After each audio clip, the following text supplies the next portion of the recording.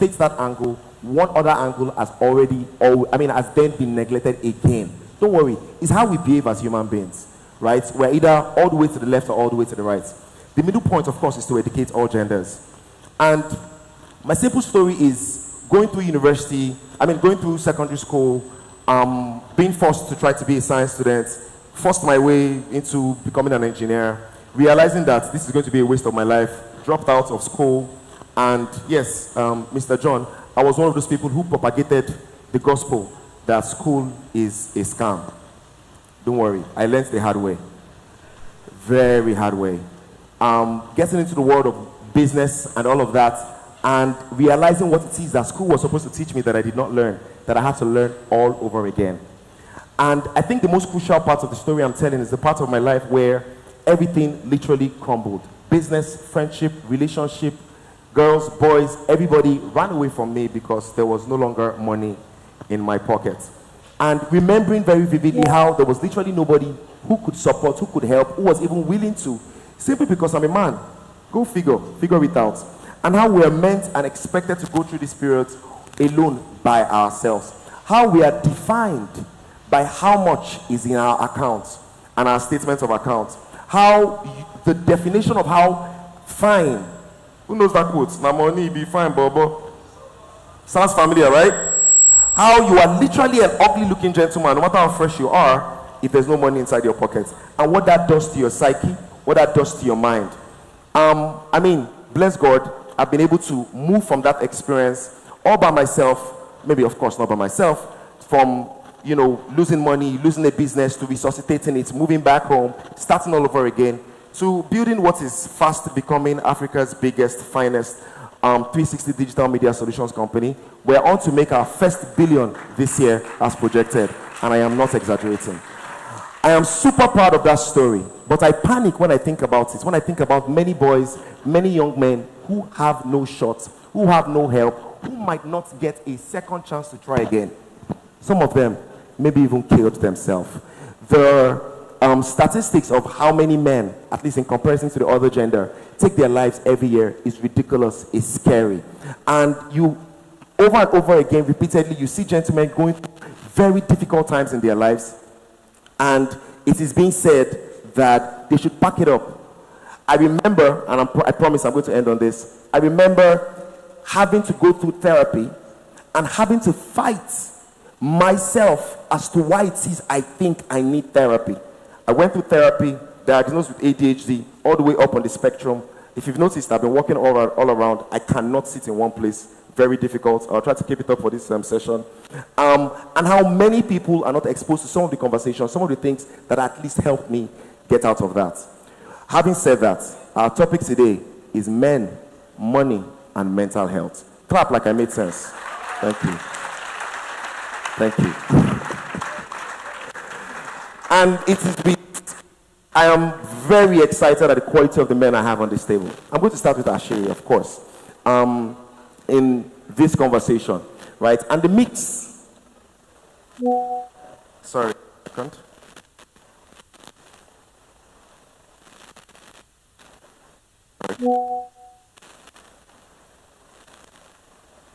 That's my first question up, so hence why I'm doing this, because it's very important. Yeah. So, we often talk about what men earn. I really like this question. That's why I wanted to read it exactum. But rarely talk about what it costs us to earn what we earn. How much of ourselves we lose. What has the pursuit of power, money, or success cost you as a man? Emotionally, rationally, and even spiritually. Powerful. Yeah. Please, let's clap for the convener of this event. And please, let's clap for ourselves. For us to have an auditorium filled up like this, despite the weather condition, please clap for yourself, please. It's not beans. This question is a very tricky one, because just this week we had that conversation in my gym. I had this man in my gym. I realized that it doesn't really work out, but he engages everyone in conversation. when he comes to the gym, he doesn't see you, he will call. So over time, I figured that this man's problem is not working out. It's companionship. Yeah. So I realized, and a successful man. And to now relate it to your question, I'll use my dad as a case study also. I was telling someone that I think this man had asked how to live long. He's 78 and he's doing fine. But there was a time in my life when I thought my dad was not ambitious. There was a time in my life when I thought that I think he could have done better. But as I'm growing now, I'm beginning to realize that it's Like, I'm learning in the hard way. And the first thing a man needs to understand, don't confuse yourself. There's no balance. So when they say, what's work-life balance? There is no balance. When you are focusing on work, the home might suffer. And when you are focusing on home, the work might suffer. What I do is, when I'm home, I'm completely domestic. I'm a domestic man. I take care of the house. And when I'm out there. So every man should put a cap. Thank God Don mentioned something like that also. Not directly, but every man needs to put a cap on what ambition is for you. It's not actually all goals that you follow. Just like our data, the way our data depletes. Sometimes I think there's wisdom in you determining the extent you want to go. Because at the end of the day, these dreams don't end. So the balance for me, money pursuit is, I have come to a point in my life where my peace of mind reigns supreme. My peace of mind reigns supreme. You want to be a good career man, and at the end of the day, you are dying slowly. So what I would say is, me, I don't kill myself. No, I don't kill myself. I balance it. There are some goals I don't pursue. Not because they are not legal goals, but I begin to ask myself, what collateral damage will I incur for pursuing this goal? There are some trips I don't take, not because they are not good for my career. It might take me to the next level. But I will wait that, okay, if I go for this trip, then I would suffer this. At the end of the day, I will win this award. I will have this success. But what I'm losing is greater than that. So the ultimate question is for you. You need to be able to count the cost. And ask yourself this very vital question. What is success costing me? So if what it will cost you, if success costs you your family and it's okay by you, it's fine. But I've come to realize that there's no balance. At every point, you just have to choose your battle. That's it for me.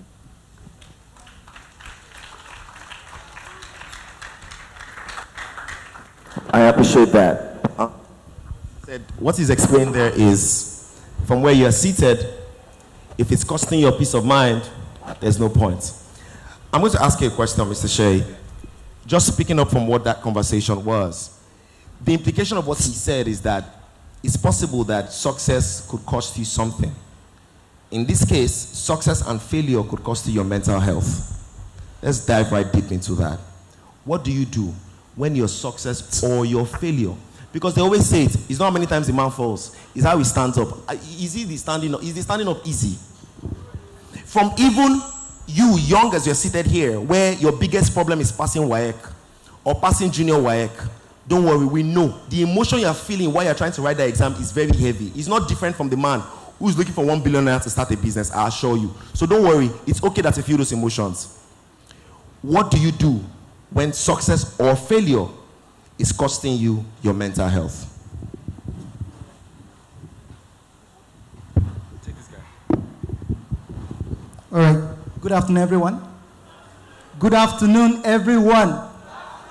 Okay, thank you, Precious, for having me here. And John, that was a very good one. What do you do when your success or otherwise is costing you mental health? Right. This is a question to think about. It's not something you just First off, talking about the cost, there is always a cost attached to everything, your actions or inactions. And we also need to dispel the myth that you will figure out everything at once. The way we were created is for us to figure out things bit by bit. That is why the Bible says the path of the justified is as a shining light. It shines brighter and brighter onto the perfect day. So you don't figure out everything on a single day. On the side of the cost, what have I paid as a cost for what I have today? The first cost is losing some of your friends. I've lost some of my friends because this is where I want to go to, and there is going to be a lot of drawing back from going to that part. So a lot of people say things that excite them, things that make them happy. A lot of those things don't make me happy. For instance, when the concept of enjoyment to some of you is you go to the club, you drink, you do all those things don't excite me. What is the concept of enjoyment for me? The concept of enjoyment for me is staying indoor, looking at my phone, reading, and all of those things. So first off, I don't measure myself against other people. I understand that we are all on a different journey, right? So once you have a clear understanding of that, a lot of things becomes easy. And you also do not use other people as a measure for your own success. Someone says something about having a car. What wealth means to you may be different from what it means to another person. For someone that has the Dangote kind of vision, what wealth or success means to that person is, I want to have a company that employs 500,000 people. And until I achieve it, I don't feel successful. To you, it may be that I only want a company that can employ 100 people. And once I employ 100 people, I am as successful as Dangote. So once you understand all of these things, the pressure becomes less. I don't know whether I answered the question. If I don't, I would come back to it again. So the reason why, a round of applause, please. Yes. The reason why I appreciate, the people I have on this panel is how it's everyday people, professionals who are answering real-time questions about mental health. So you know that it's not just about you, right? So it's one of the most reliable cars I've ever owned. The Toyota Corolla, 2004. I sold it in a hurry because somebody called me an Uber driver. In a hurry. Like when I sold the car, in 2 or 3 months after, the car doubled in value. And I didn't need to sell it as when I sold it. But because someone disrespected me in quotes, I arrived and one of my talent just jokingly said, I've been teasing an Uber. And I was pissed. What I want to talk about, and I remember we saw that video somebody and me talked about recently, where every time he's driving in a big car, they're always saluting him. And suddenly he's driving one other car and they refuse to salute. Oh, it's the car. People without money, men without money, like, with people of the other gender almost can enter any room so long as they look good. But like we gentlemen, you guys matter how much your card fee, buy. So it seems like there's no respect for the man without money. Talk to us about that. What do you think? How do you think we could deal with that? Thank you very much. It's a very interesting question. And thank you to Precious and every speaker that's spoken. And also Mr. Obidi, fantastic stuff, to the question, essentially you're talking about ascribing value, eccentric value, and the perception of value. That's basically, it's an interesting thought that is not restricted to Nigeria. So yes, this is one of those narratives that is not localized. So I want to start with that. So whether you are American, Nigerian, Ukrainian, German, it is the same across board. And whether we use the holy books, whether you use the Bible as your philosophical ground, or basis, or whether you use wise sayings from gurus, success is always attractive, and failure is always repulsive. Simple as that. So success is always attractive, and failure is always repulsive. Now, one of my friends is here, Remy. We used to have this kind of interesting conversations, in our pastime. We just randomly start the conversation. And we were trying to tackle, I think, the root cause of this question, and which was about purpose and the definition of success. And that's how I hope to answer this question. Purpose and the definition of success.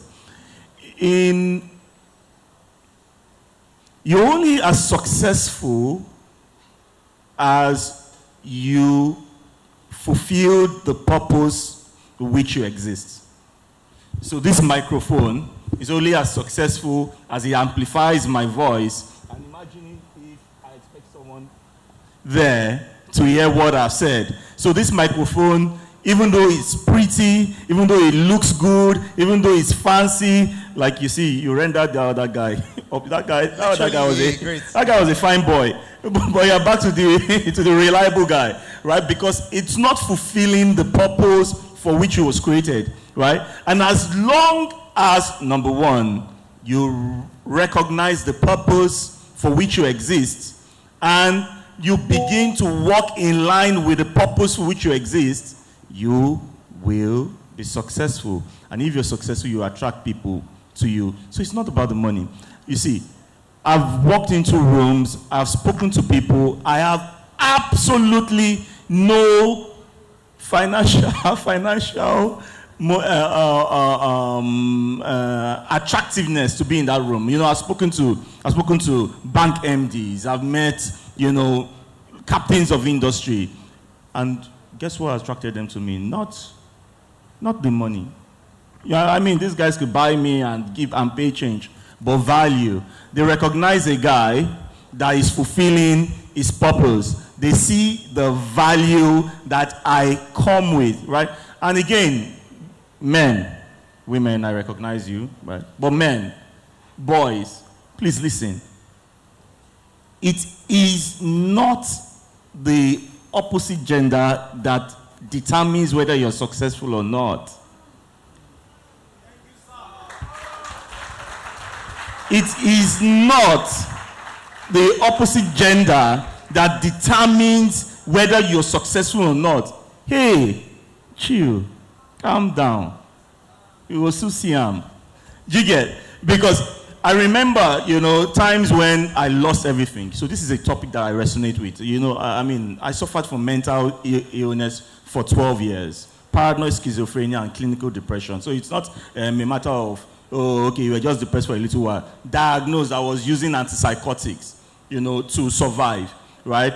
And at some point, I realized that I was suffering from a rejection, because everybody was trying to avoid me and whatnot. I got to an organization, I was a superstar in the organization, extremely smart, everybody was loving, and then I had an episode, and the organization wanted to let me go. The consultant that was consulting for me took my role, job security in Nigeria, right? Until I threatened to sue them for discrimination because I declared my condition before you decided to employ me. And they brought me back, they kept me in a redundant position, yes, but at least I was back in the organization. You are not defined by the paparazzi, and I think it's one of the problems that we have. So I'm going to land my point here that recognize your purpose, find out what value you bring, trade on the currency of value, global trade. Trade on the currency of value. Mr. Obidi is only as valuable as the solutions that he brings to complex problems across the globe. Nobody's going to check whether he's an Igbo guy or he's a Yoruba boy or he's an Edo boy or whether he has perfect dentitions. Nobody's looking at that. Or what car did he show up with? Can he solve this problem? Does he have that value? You do have the value, and then you walk your way up. Am I saying that money is not good? I'm not saying that. A round of applause. Can I? A round of applause. I think one of the important reasons why I like that answer is so that, especially the young boys that are here, you know why it's a waste of your time to get into internet fraud. Because money is not what will make you attractive, value is. So if you really want to be attractive, like, don't chase the surface, don't chase money, chase value. And guess what? With value, you get 2 for 1, which is be attractive and actually have actual money that people will not be chasing in the midnight for. Yes. Mr. Daria Liu. You should have been the one sitting down. I'm going to ask you a question that makes us a little more vulnerable. And right after this, I'll take one more question and then we'll round this up. I'll see if you can take one question from the crowd, but, they're already on my neck about the timelines.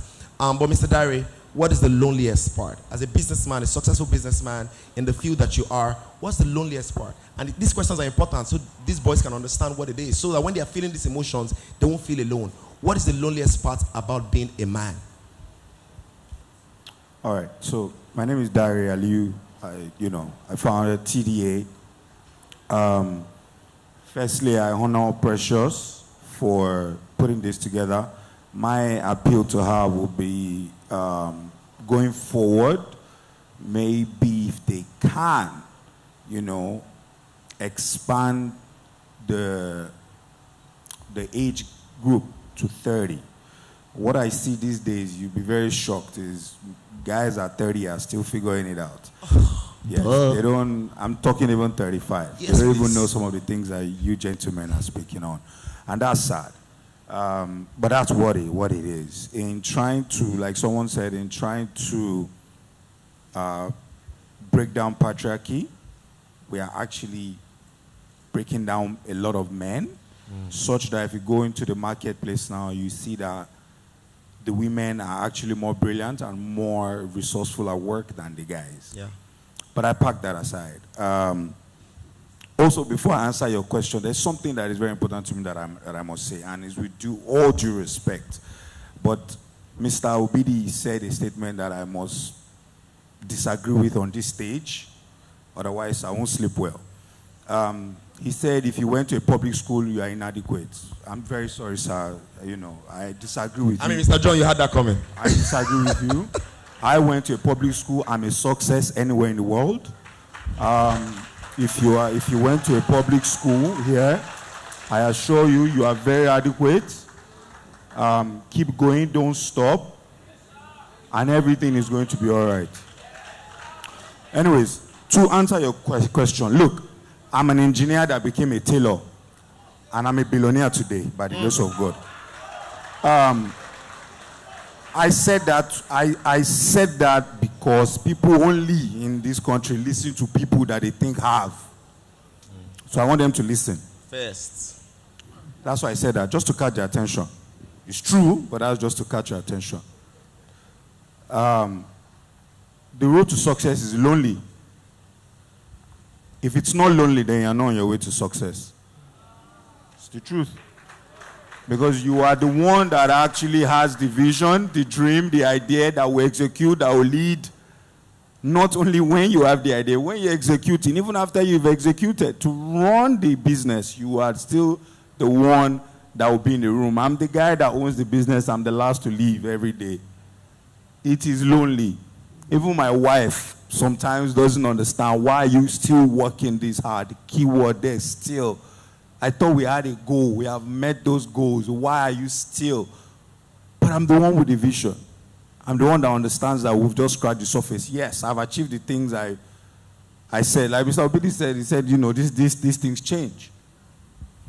It's a lonely road. It's been a lonely road for me because a lot of times I've had to look people in the face and say no to people that naturally I should be saying yes to. But because I understand that I'm the one with the vision, I'm the one that is going to execute, I'm the one that when the rain falls, when rain falls, you touch your head first. I'm the head. I'm the one that everything will fall on. It's been loneliest in execution. When you win, you have a crowd around you. But when you're executing, you are definitely going to be at your loneliest. Success is a lonely journey. A totally different topic. Success means different things to different people. To someone else, $10 billion is success. For me, success is freedom. That's a different topic. But it's loneliest while executing. Thank you.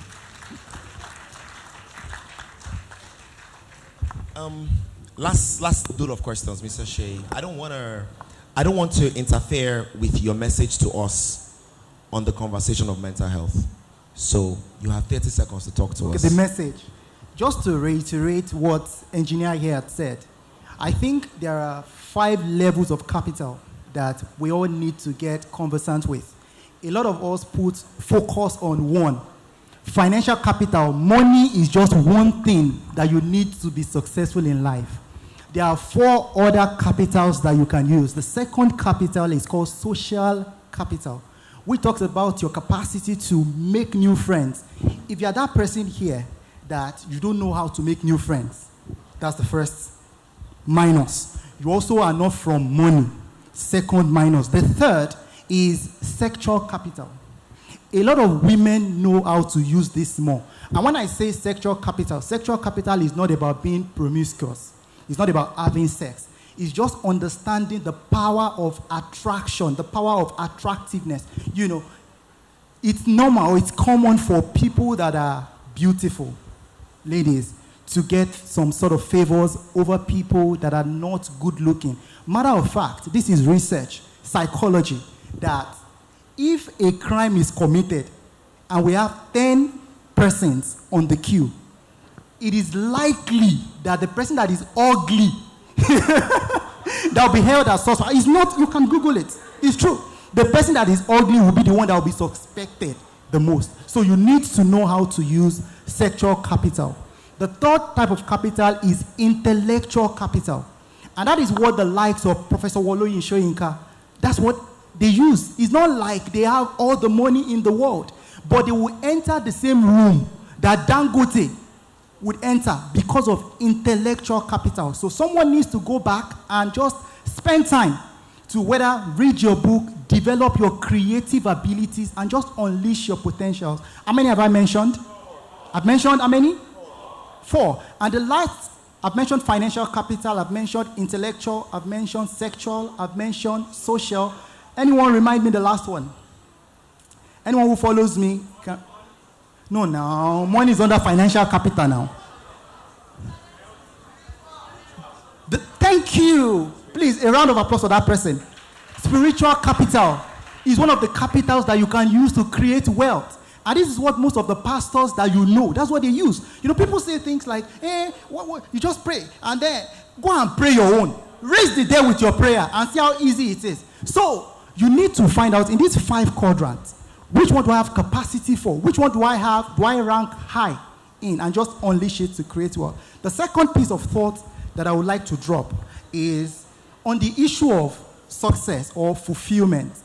It is very relative. Someone shared a story with me. The person was about to resign from our place of work. And the excuse was, I don't feel fulfilled in this job. And I said, do you understand what the concept of fulfillment means? You cannot get fulfillment on a single quadrant. There are 5 elements that makes up fulfillment in a man's life. I'm going to give you another 5 again. So the first one is spiritual. The next one is health. Health, and that's where your mental health comes in. Your fitness, that's where it comes in. Then we have career and business. We have relationships. And we have, have I mentioned spiritual?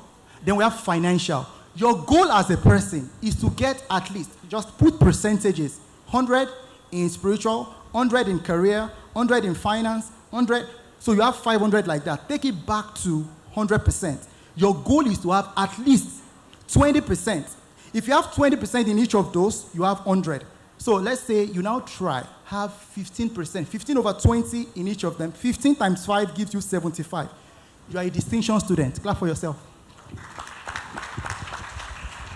So maybe you should begin to focus on yourself and what your strength is, right? Whether it is financial capital, social capital. I really like that angle. It really does bring it home for us. Thank you very much, Mr. Shea.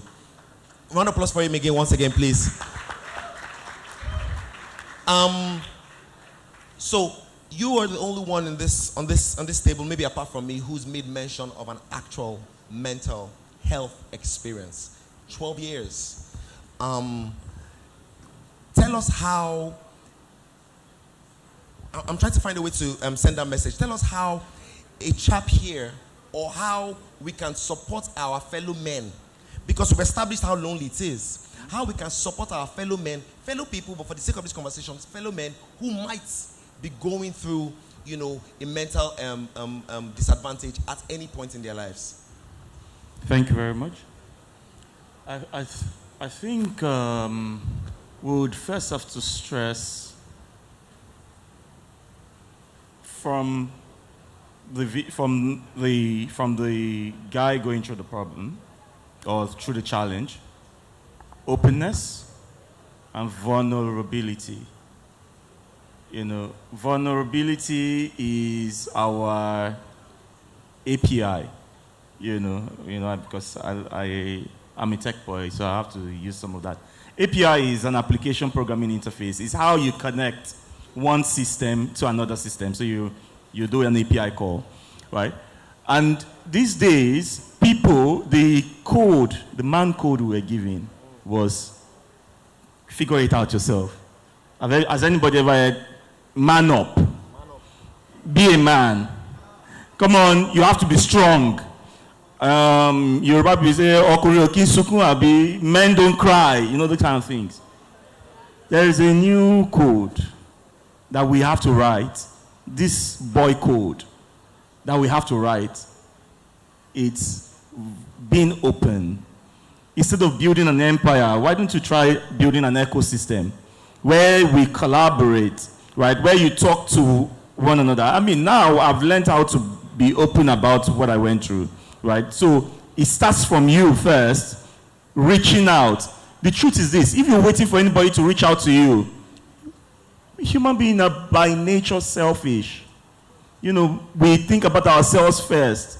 So, but if you reach out, and if you're open about it, if you ask for help, so you were told, don't ask for help, figure it out yourself. But now we're telling you, ask for help. Talk about it. There was a young man who I'm going to talk to that came to meet me while I was sat there earlier, and he started off with, I don't know if I look like ID CAbasa, but I don't think so. But he thought I was ID CAbasa, so I said I'm not the one, no, but let's make welcome ID CAbasa.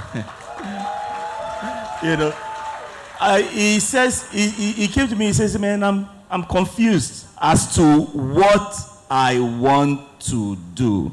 I am this, I want to do. And that was him asking for help, right? I was going to attend an interview, but I said, hey, hold on the interview. Let me hear what you have to say. And I gave him my number.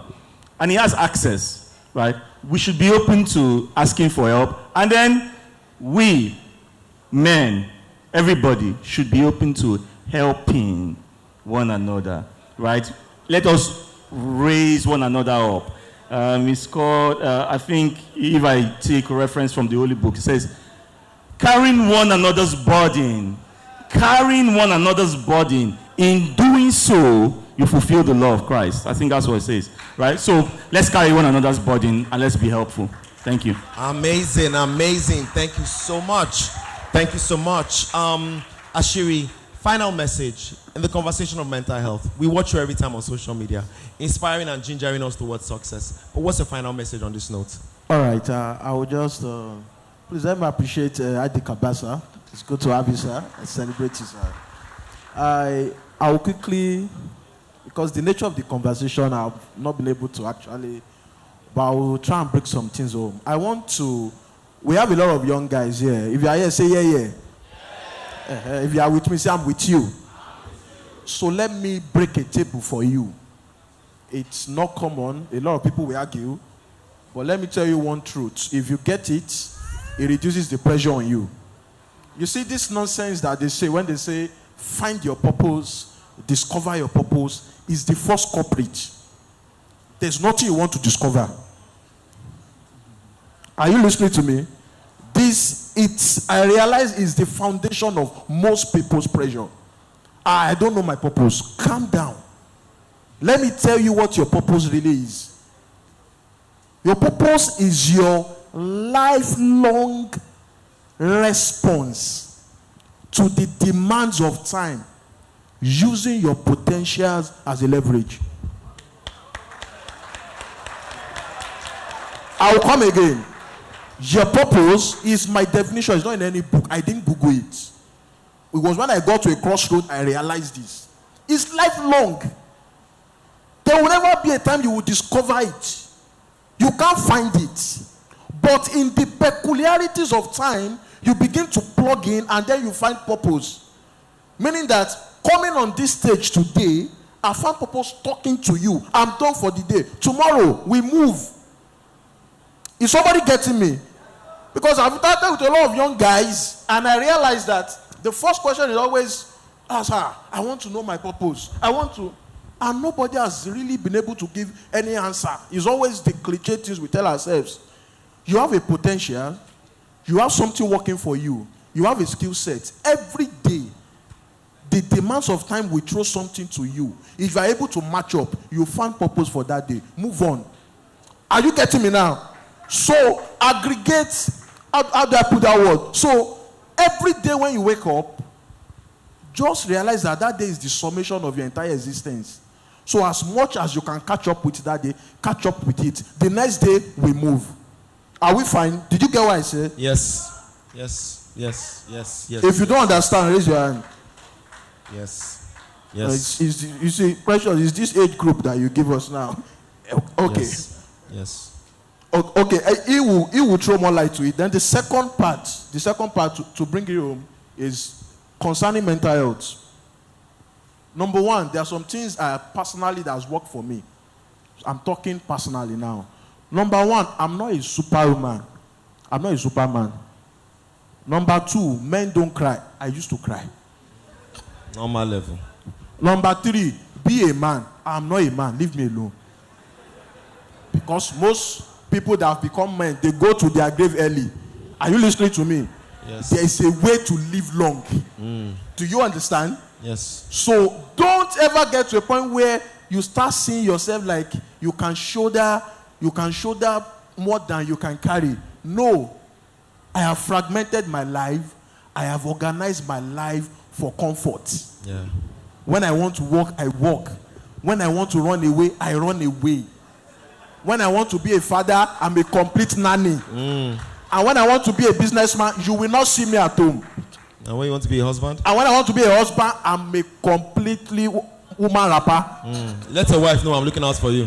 So, meaning that I live a life such that I give attention to things part time.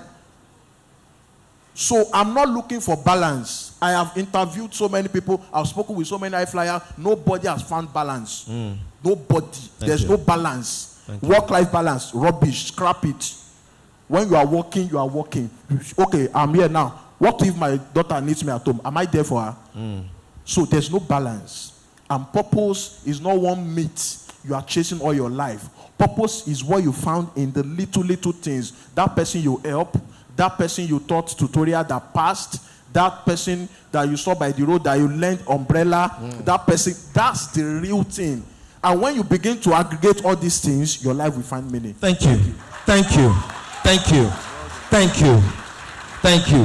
Very last question, Mr. Daria Liu, round it up on the conversation of mental health and you as a business person. All right. This I promise you, we are done. Madam Precious, you were not here earlier. I was saying that I honor you and well done for putting this together. It's not easy. Even if I don't say anything again, I think that's enough. But I was making a plea to you, which you didn't listen to, that the next time you do, and people like us are willing to support you in any capacity, but we're saying I think you should stretch your age from 17 to 30. I'm realizing that I hire over 100 people. I'm realizing that even 30-year-olds, they've not figured any of the things that we're talking about out. And it's so bad that if you go into the hiring pool now, the women are more resourceful and are doing better than the men. So please, what you're doing is fantastic. Code coming. Precious for president. Speaking of mental health, my brother, we are ordaining you a pastor from today because what you just said, you deserve offering. What he said, just to add to it, and that will answer my own question. What he's saying is, this purpose thing, we've made it into a block of what we are looking for. But it's not that. It's like this same thing where they say, have you arrived? He has arrived. Nobody arrives. You arrive daily.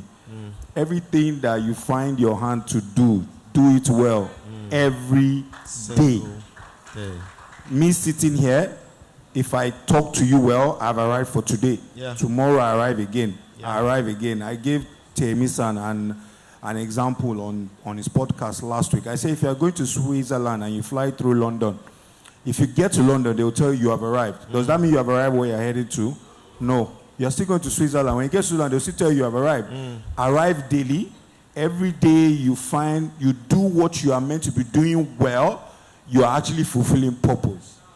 So thank you, Pastor. I don't think I have anything more to say. God bless everyone. Thank you. Ladies and gentlemen, it's been an honor to have moderated this beautiful conversation. Thank you, Daria Liu. Thank you, MC Ashiri. Thank you, Mr. Shea and Mr. Ridwan Lawal. God bless you. Ladies and gentlemen, very quickly. Don't forget in a hurry, my name is Deji Onoteko. Thank you, sir.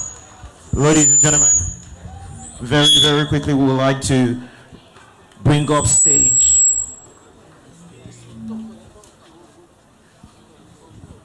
Ladies and gentlemen, very, very quickly, we'd like to bring up someone, and we would like everybody to please recognize, if you can, Standing Ovation.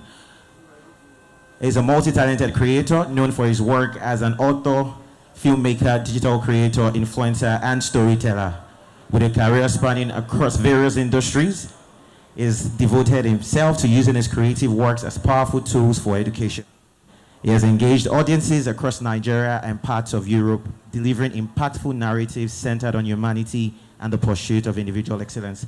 Ladies and gentlemen, please, if you can, a standing ovation and a warm round of applause. Make welcome Eric Guga.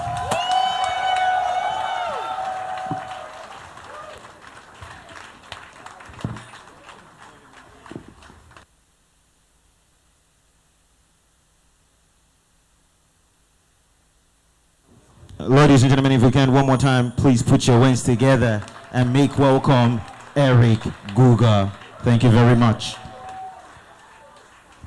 Very, very quickly, just before Eric takes the mic, if you're the owner of the car with the plate number ABJ144GU, they have just broken your side mirror and they're about to tow your car. Please go check it. Thank you very much. Ladies and gentlemen, one more time, a round of applause for Eric Guga. You can sit down, please. Let me come down. This place is high.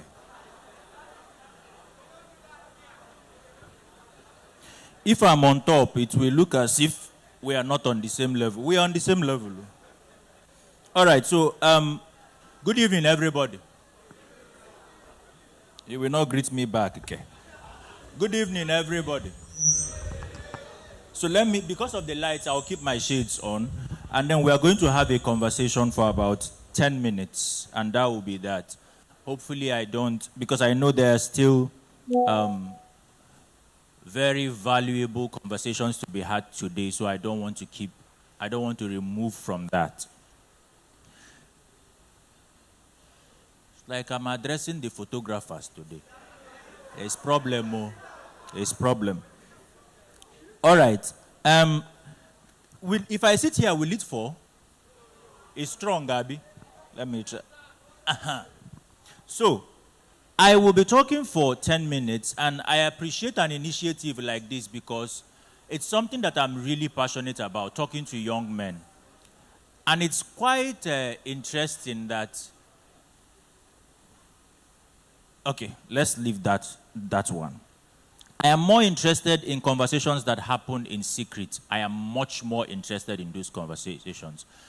Conversations that happen almost on a daily basis. I am more interested in community. I am more interested in, shaping lives that way. I believe that discipleship is a lot more impactful than, Sunday sermons and all that. But for the purpose of this short time we have together, let me address you on two topics that I feel will be very beneficial to you. And as soon as I just introduce them, that will be that. Just when you think I'm about to explain, I will tell you, don't mention. Don't do that.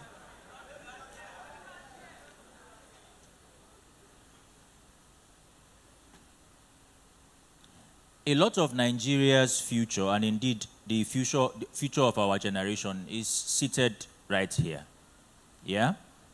And I'm not just saying that from a very cliche perspective. people here will shape a lot of what happens tomorrow. It's important that as a young man, you understand two things. The first one is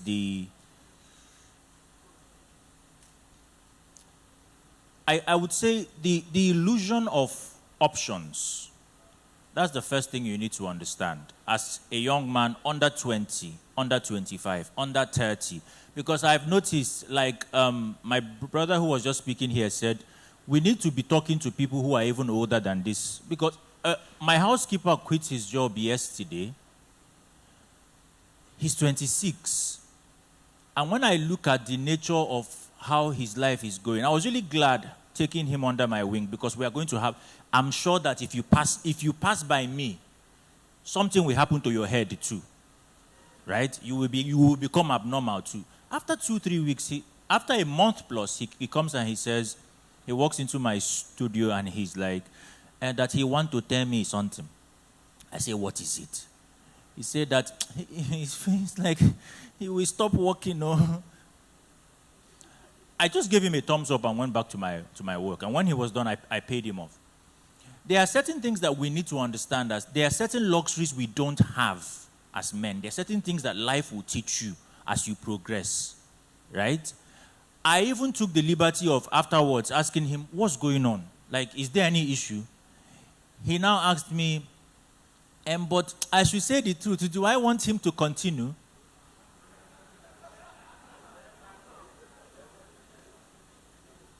I don't know if that was a renegotiation tactic, but that's not how you do negotiations. Especially when you have everything to lose. The person who will travail a bit triumph at the negotiation table is the person who has less to lose, the less desperate party. These are some of the things you pick up as you move on. But then, we need to have these conversations even at later stages of life, because we cannot assume that because you're 25, 28, 29, 30, 35, 37, you've gotten mastery of these things. So I'll speak to you on the illusion of options and then the illusion of balance, and that will be that. Hopefully I've taken just about 5 minutes of my time, and in the other 5 minutes, let's talk about these two. The first one is the illusion of options. As you're growing up, there is almost, not necessarily, there is almost an infinite number of ways that your life can go as a growing young man.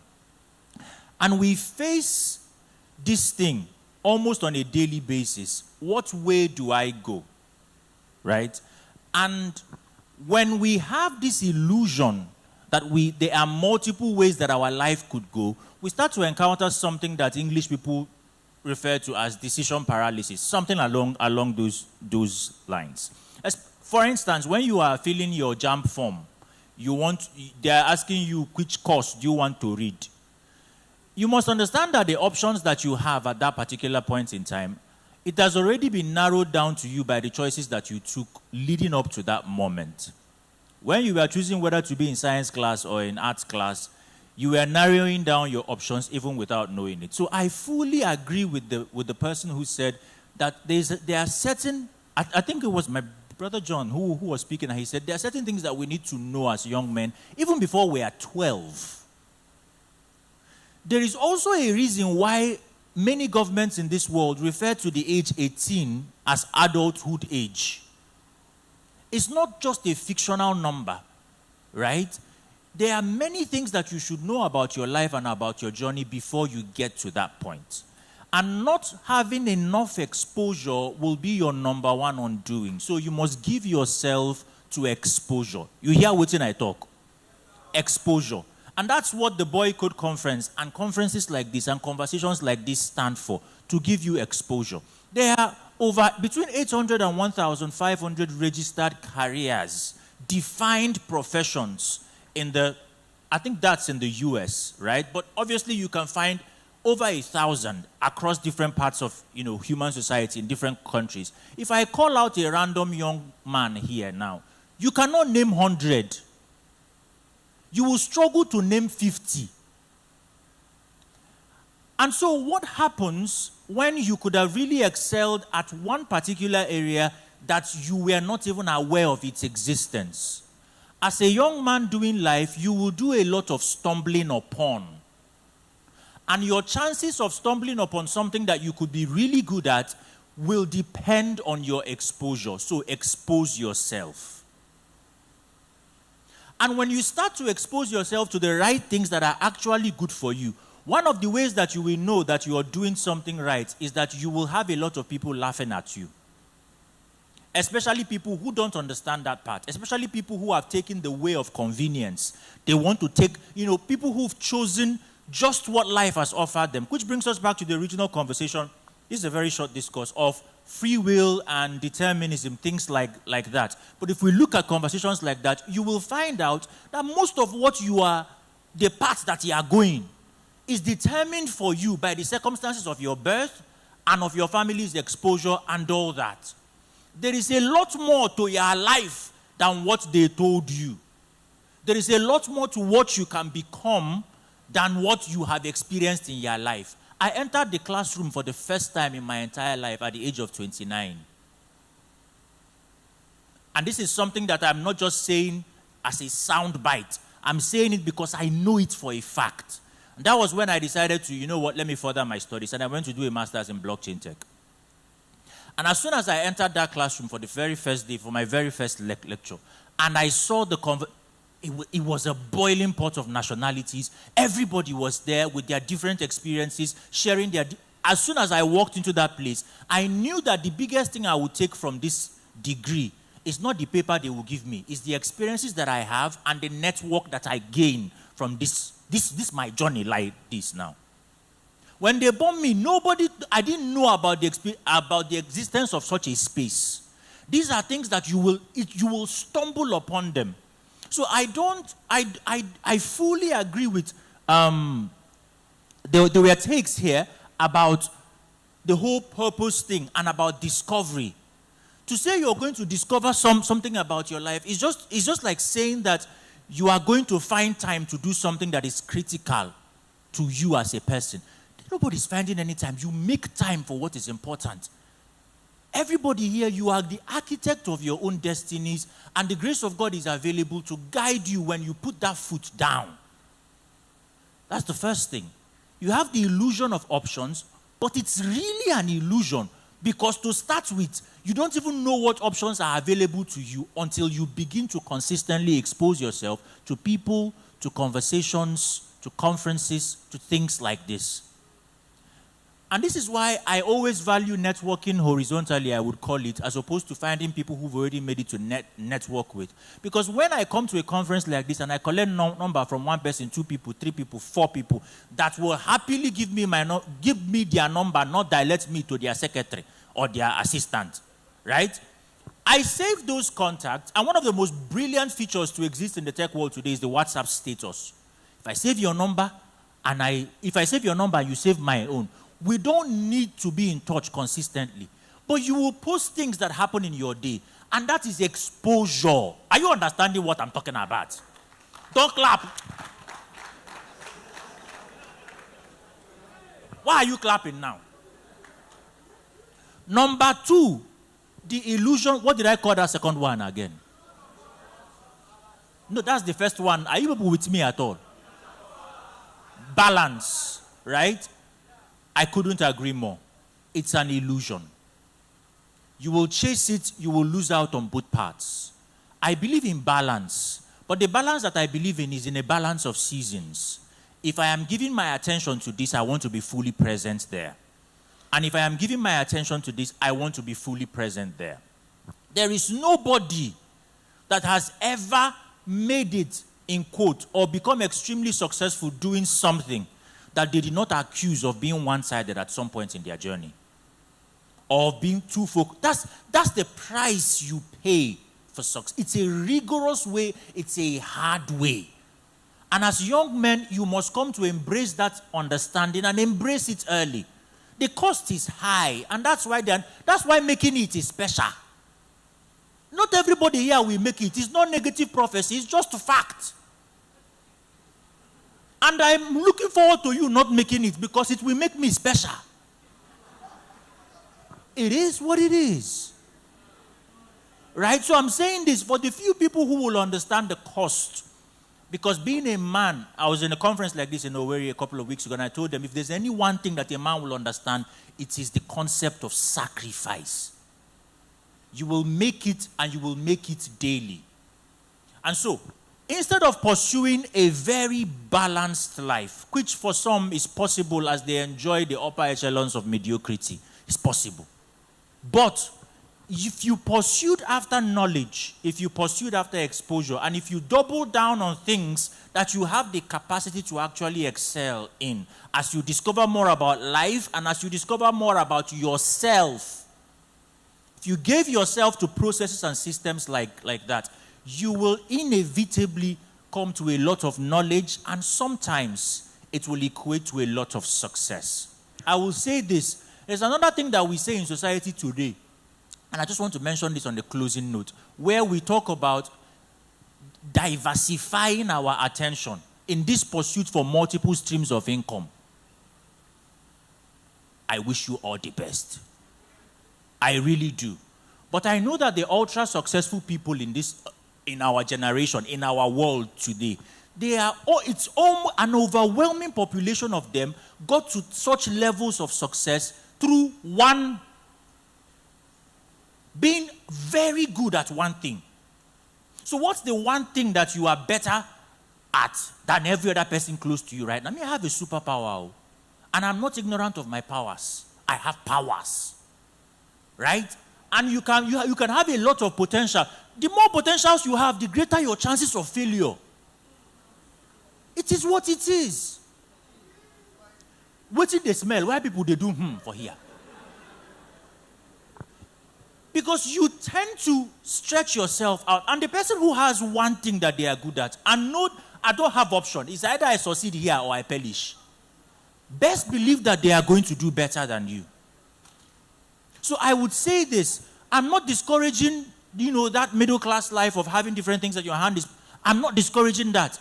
But I'm saying that you have got to be really good at something. And when you expose yourself to a variety of things, of conversations, of people, you will begin to find what it is that could be your place in this very, very crazy world that requires a lot of focus and a lot of strength to get to the place that you are ultimately looking to get to. As I will always say, please, I beg you, don't mention, we don't do that here. Who will I give microphone to? Ladies and gentlemen, please, if you can, one more time, a standing ovation and a round of applause for that very wonderful, insightful, gem-filled address by Eric Guga. One more time, can we appreciate Eric? Can we put your hands together?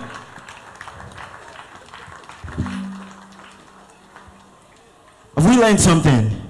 You learned something? Come on, echo the yes. Now, have you learned something? From the panel session to the address, have you learned something? Are you willing to make a change now? God bless you. Put your hands together for yourself. Ladies and gentlemen, very, very quickly, we're about to experience one of the most talented voices that you can ever experience in the whole of Nigeria, to Africa, to the world. Are we ready? Are you sure? Do you know who this person is? All right, you know the deal now. We're going to put our hands together. We're going to give a standing ovation if we want. Scream, shout. The only thing you shouldn't do is don't remove your clothes.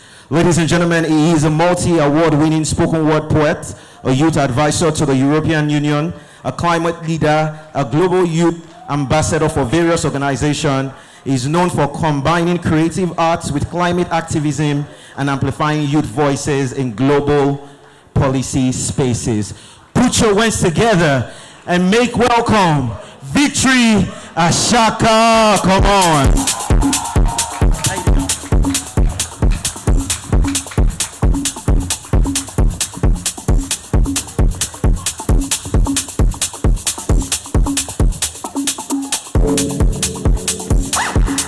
Yeah, thank you so much. Yeah, you can have your seat. Thank you so much. A pleasant afternoon to you all, distinguished ladies and gentlemen, all protocols duly observed. Victory Ashaka is my name, and it's such a sincere pleasure to join you all here this afternoon. So, this is spoken word poetry. And the first is titled Mountain of Influence. The second, My Brother's Keeper. Ladies and gentlemen, listen.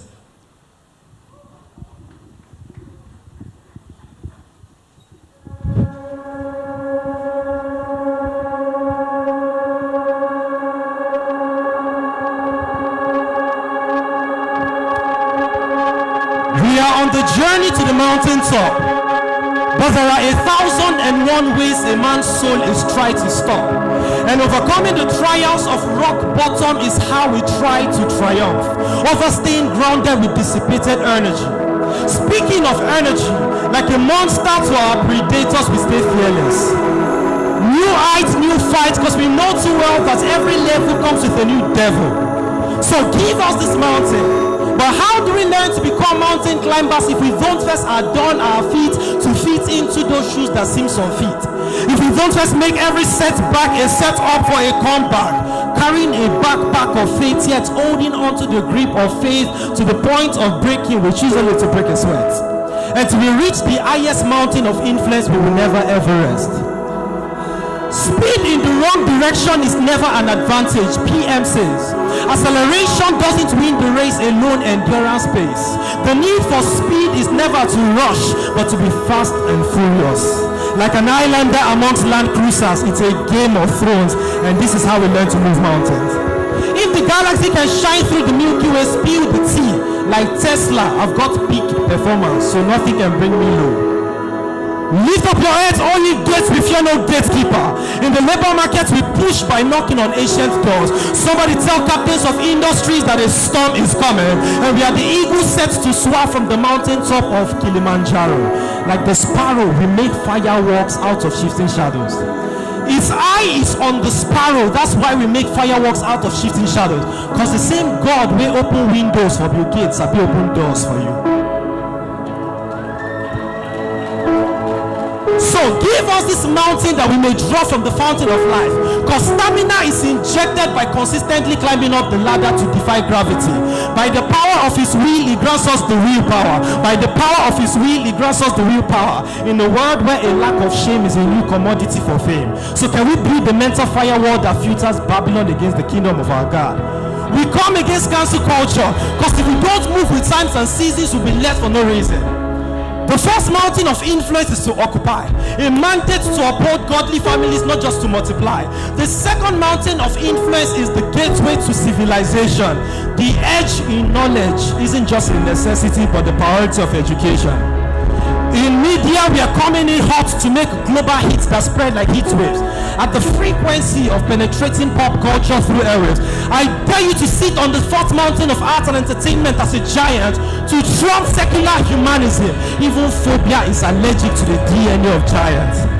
The fifth in politics and governance, for there is no comfort in dysfunction. We need men who are more of a fountain than a drain. The sixth is religion. I do not advocate for artificial intelligence to be revoked, but spiritual intelligence must be invoked.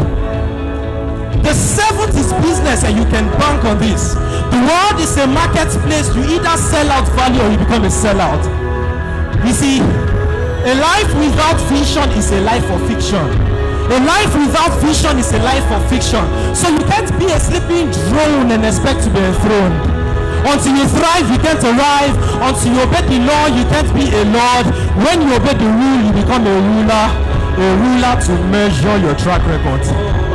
So take on these mountains, because the nations are waiting. And till we reach the highest mountain of influence, till we reach the highest mountain of influence, we will never ever rest. Thank you.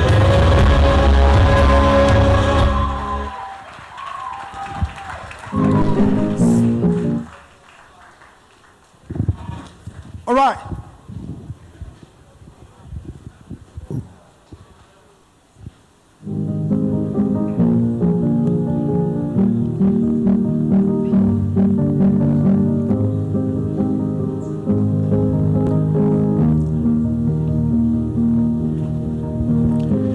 The boy child is always at war with himself, and his mind is always a battlefield of self-defense. He learns to chase the bag long before he bags the grace, hiding his fears in toy guns as if vulnerability were a disease.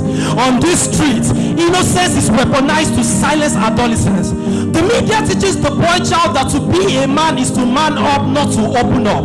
So he wears a smile over depression, caves into the pressure, treats his body like a movie machine as if self-care is only for the ladies. The other day was International Day of the Boy Child. The walls of social media fell down flat like Jericho. There were no shouts, no campaigns, no headlines, just a flat line of deafening silence trending. Hashtag indifference. I checked the timeline and iCloud, no silver lining. I checked the street for fireworks, I found not even a disco light. Boys who wish to dance to the sound of music, but they got cold feet. Cause to be a man feels like a race of survival with no victory parade. I marvel whenever X-Men tweets like Men in Black that to be an alpha male is to dare not to claim mental health issue, or risks being called a crackhead, filmed as the survivor, framed as suicidal. Boy child, they say you are the Lion King, but kings aren't Iron Men, they are lords of the rings. So fighting your fears isn't mission impossible. Cause the end game is to follow the rule of thumb. Cruise fast and furiously like an adventure in Pandora's forest. So, fight your battles like Star Wars. Feel like an avatar till you say Wakanda forever like the boss man. They say, be a man. Boys don't cry, but even Jesus wept. Even boys from the ghetto also need a savior to ghetto. Not to toxic masculinity, because violence isn't a show of strength. Sons who are raised on equal playground create safe spaces for both genders. The last straw is to be home alone. The last straw is to be home alone. Every boy needs a father figure, not to be adamant to daughters of Eve. So, Brotherhood must not boast in sexism, misogyny, patriarchy, or a rape culture. To this goal, I am my brother's keeper, not a gatekeeper. I am my brother's keeper, not a gatekeeper. And everyone says, I am my brother's keeper, not a gatekeeper. And everyone says, I am my brother's keeper, not a gatekeeper. Thank you. Ladies and gentlemen, make some noise. Give it up for Victory Ashaka. Now you understand when I said that's one of the most amazing voices that you can ever hear out of Nigeria to the world. One more time, can we give him a round of applause, please? That was very wonderful. All right, very, very quickly. How many of you are looking forward to hearing from ID CAbasa? Wait first, just relax. We're almost there. Very, very quickly, there's going to be a barcode on the screen for you. Media, can we have it? So the Stella Academy is opening up for their BoyCode boot camp. For those of you, for boys that would like to be part of the next cohort, this is a very great opportunity for you to join. Please, can we have the barcode up on the screen very, very quickly? While we're waiting for the barcode, I would like everybody to do something. Please, can you go on your phone right now, go to YouTube? All right, let's wait. Finish up with the barcode. And once we're done with that, the BoyCode Conference has something special for you on YouTube. Can we have the code one more time, please? They didn't get the code. If you got the code already, just make some noise. Nobody. All right. So media, can we have the code? Or do something else. All right. So wait. While we're waiting for the code, can everybody go to YouTube? The BoyCode Conference has something special for you on YouTube. So go to YouTube and search for the BoyCode Conference. Just go to YouTube, search for the BoyCode Conference. We have a very wonderful, insightful short film on there, and we just want you to, one, like, click on subscribe, and just watch a few seconds of that movie.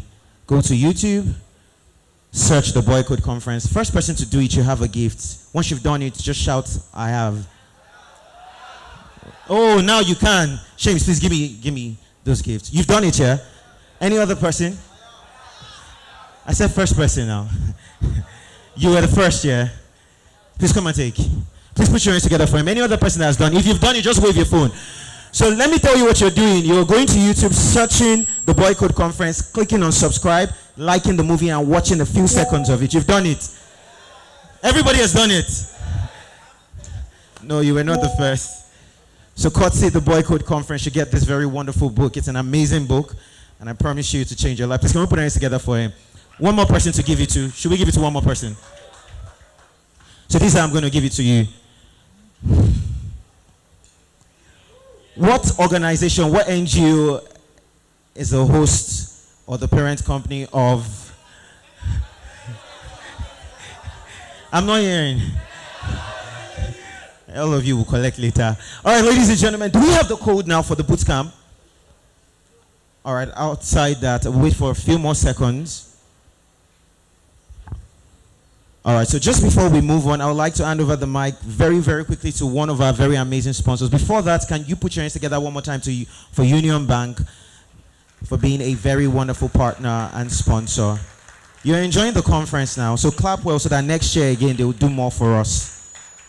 Thank you very much.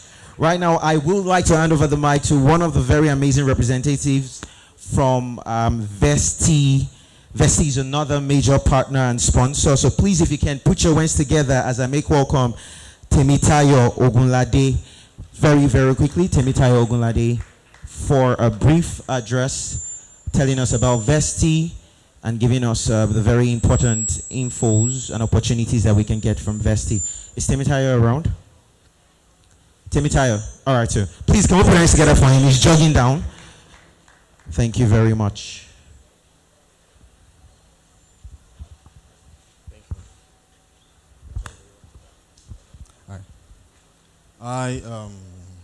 Good evening, everyone. I know we're already tired. So my name is Temitayo Ogunlade. I'm the CRO of Chief Revenue Officer of Vesti. So what does Vesti stand for? Vesti is migration fintech company that we migrate people legally from Nigeria and strategically from Nigeria to any country that you deem it fit to travel to. So, and we also in line with the Nigerian system whereby Nigeria is looking out for increasing the non-revenue company, like the non-revenue oil sector, right? So in as much as that is the hope of Nigeria, so we have it in mind to migrate people so that you can work in the US, in Canada, in the UK, in Australia. So, and when you get there to work, you can send remittance back to Nigeria and it will help Nigerian system. So that's what we stand for. And if you're looking out for the student scholarships or trying to further your studies in postgraduate studies or PhD, we also do that for you whereby we can get you admission and we can also support you with loan. So that's what Vesti is all about, right? And so I want us to give a big round of applause for the organizers of this event. They've really done good, best bringing all of this thing together. Yes. But I have one more thing to actually add to what I've actually heard here and what I've listened to. So as a boy guy in Nigeria currently, we've heard it's a little difficult for us from the terrain that we currently have and how we tend to move on. So I just want us to believe in one thing, that whether or not there's some things that you can actually change yourself, right? You can control some things are outside your control, which you can't even control at all. So why bother yourself in those things that you can't really control? What are those things you can't control? You can't control how I treat you, how I relate to you. You can't really control it. Whether or not you give me billions of naira, I can decide to treat you anyhow I really choose to. So you don't really control that. You can't control the past. You can't control the time. You can't control what you've been through in life. But you can control what the results you want to get, how the media you listen to, some other ways whereby the way you relate to people, you can actually control that. So that gives you what you can control, and those are things that I believe you can focus on.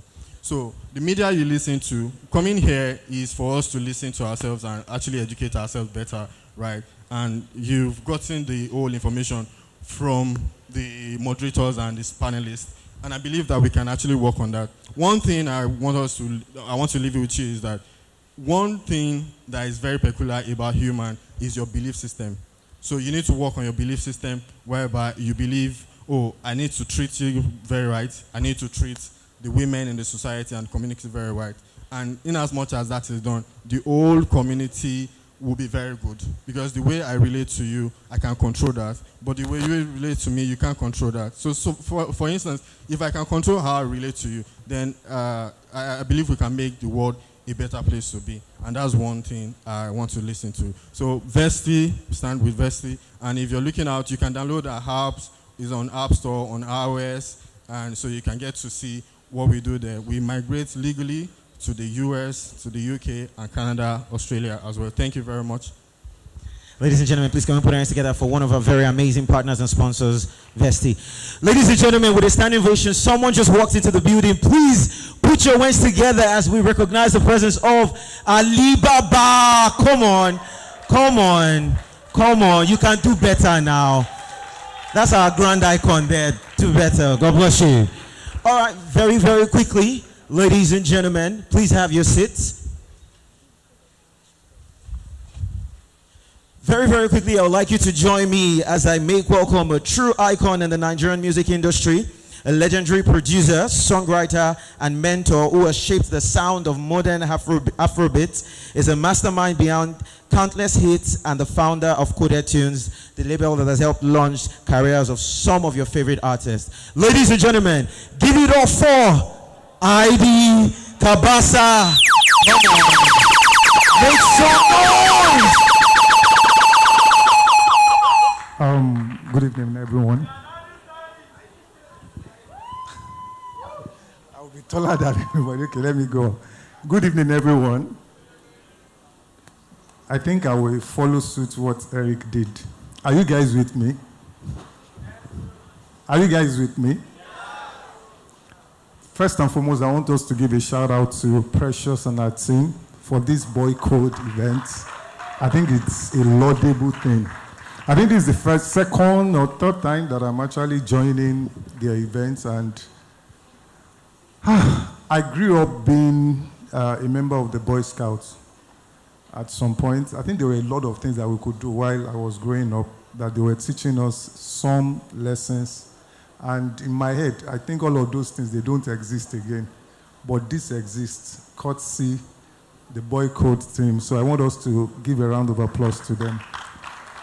And thank you for having me. And I want you again to please help me to, you know, when people call me legend, I just laugh. Because it's person they want to push away that they call legend. The only legend I know is a stout. So me, I'm still working. But there's a real legend. You know, people, veteran that had scars, that had all that you can talk about in the building, and is in the person of, I don't want to call him our grandfather, but it's in the person of Alibaba. Can we please just give a round of applause? Thank you for setting the path for some of us, sir.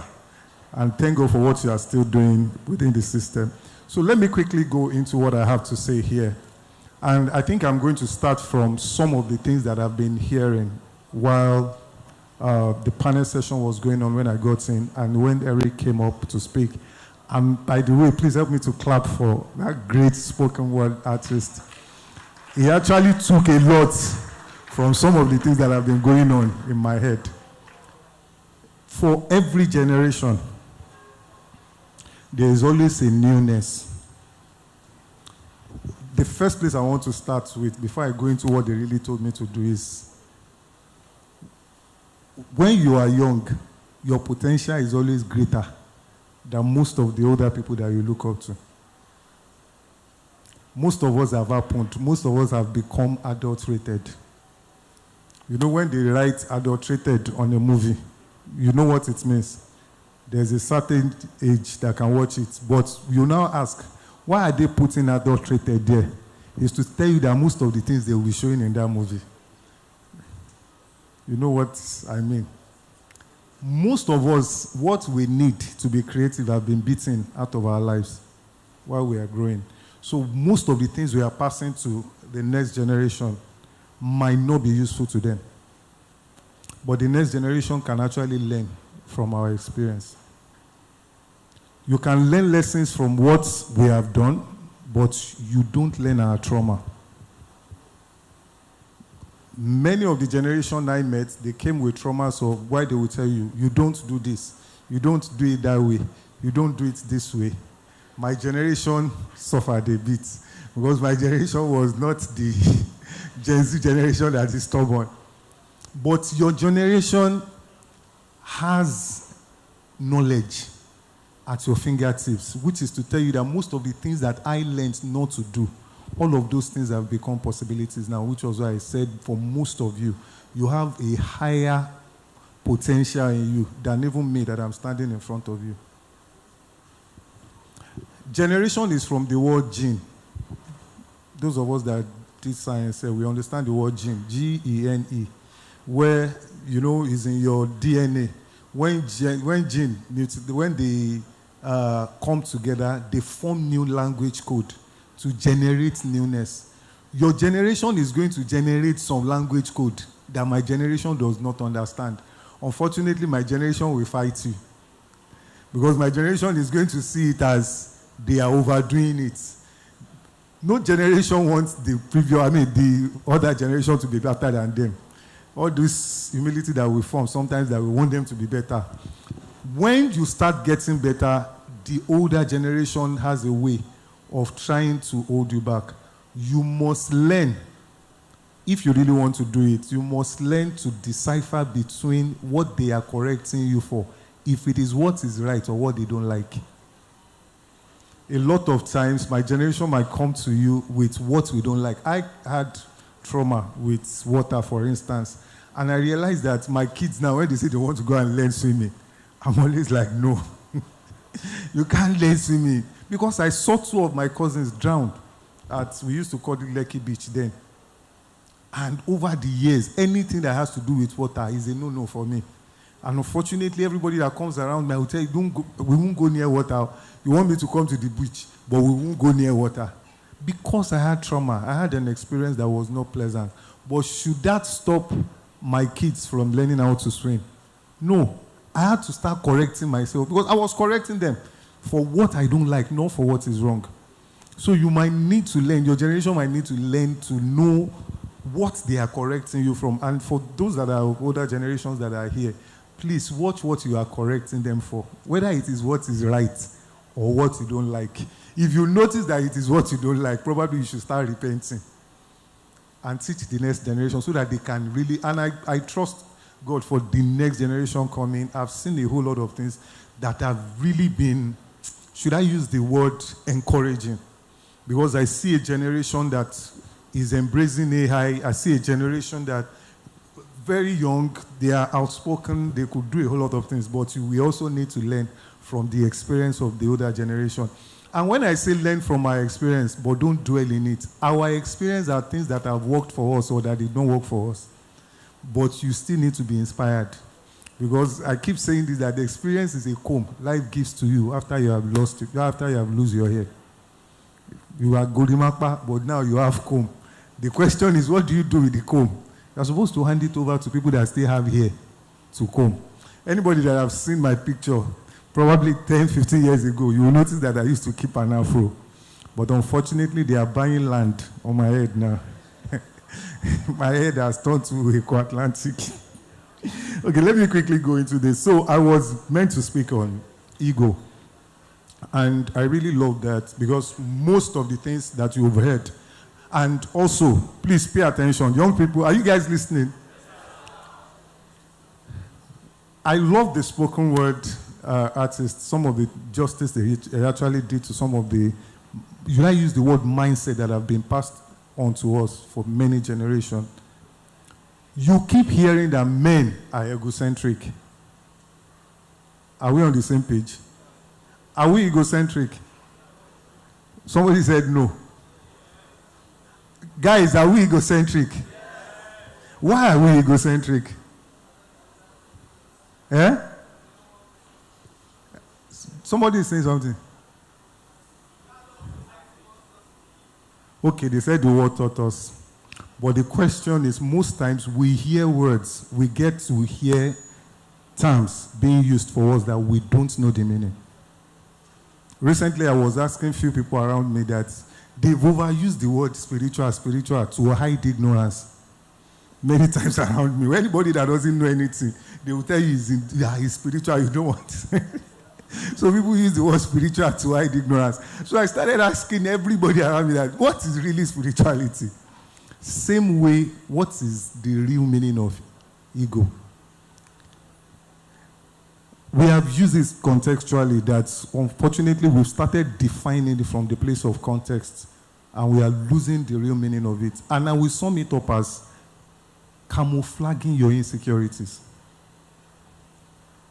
ego is me. Ego is, to the person that is exuding ego, is strength. But deep down, is actually me trying to fight what I don't want you to touch. It's like a reaction to my trauma. When you see, Yoruba people will call it Ogboju. When I don't know something and I come to Ashiri, and Ashiri is trying, I will use everything. What are you doing? How long? I will just start shouting. It's not because I don't even know that thing. It's because I don't want people to see me in a certain light. And that happens to even men that are married a lot of times, which is one of the things that I think women might need to understand.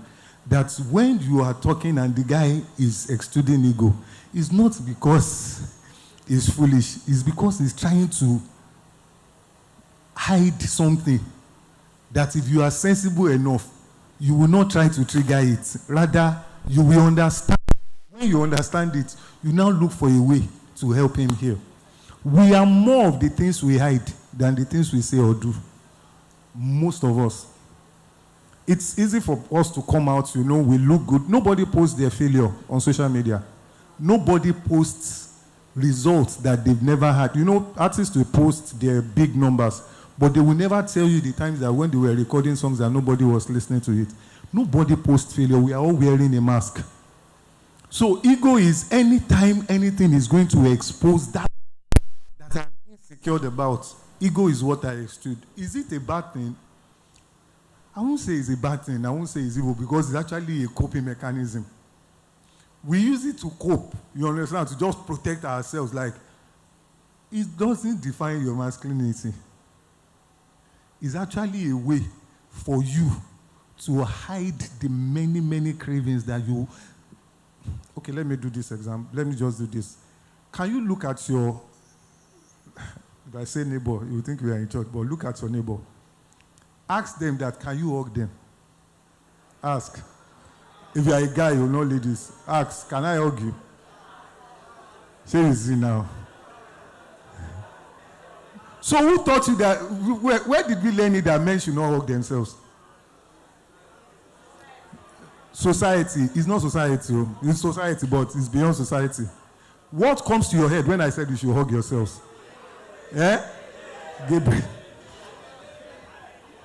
So, where did we get the definition of a man hugging a man to be practicing?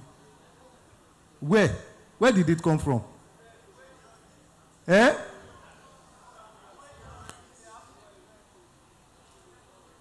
You said?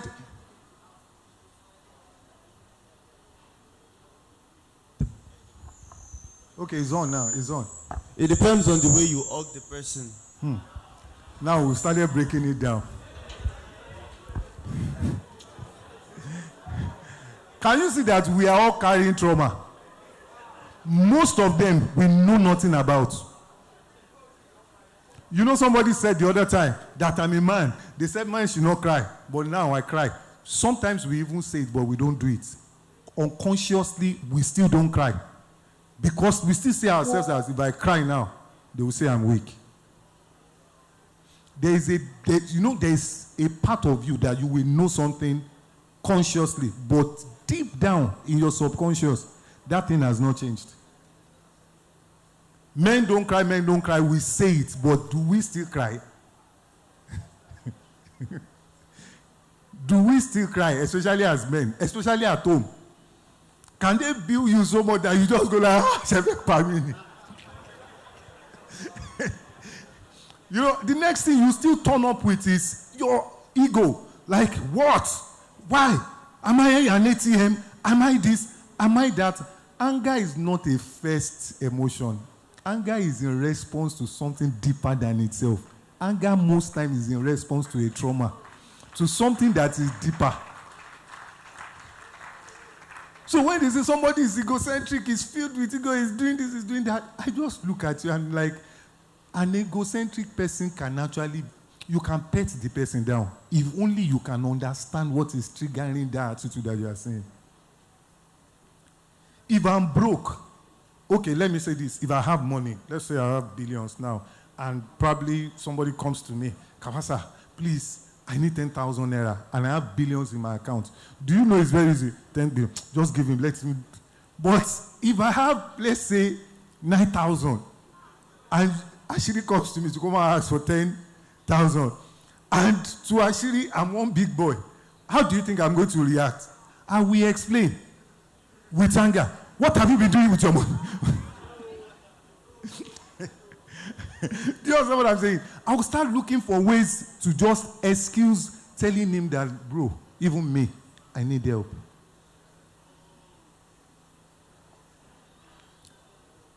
Ego is not evil.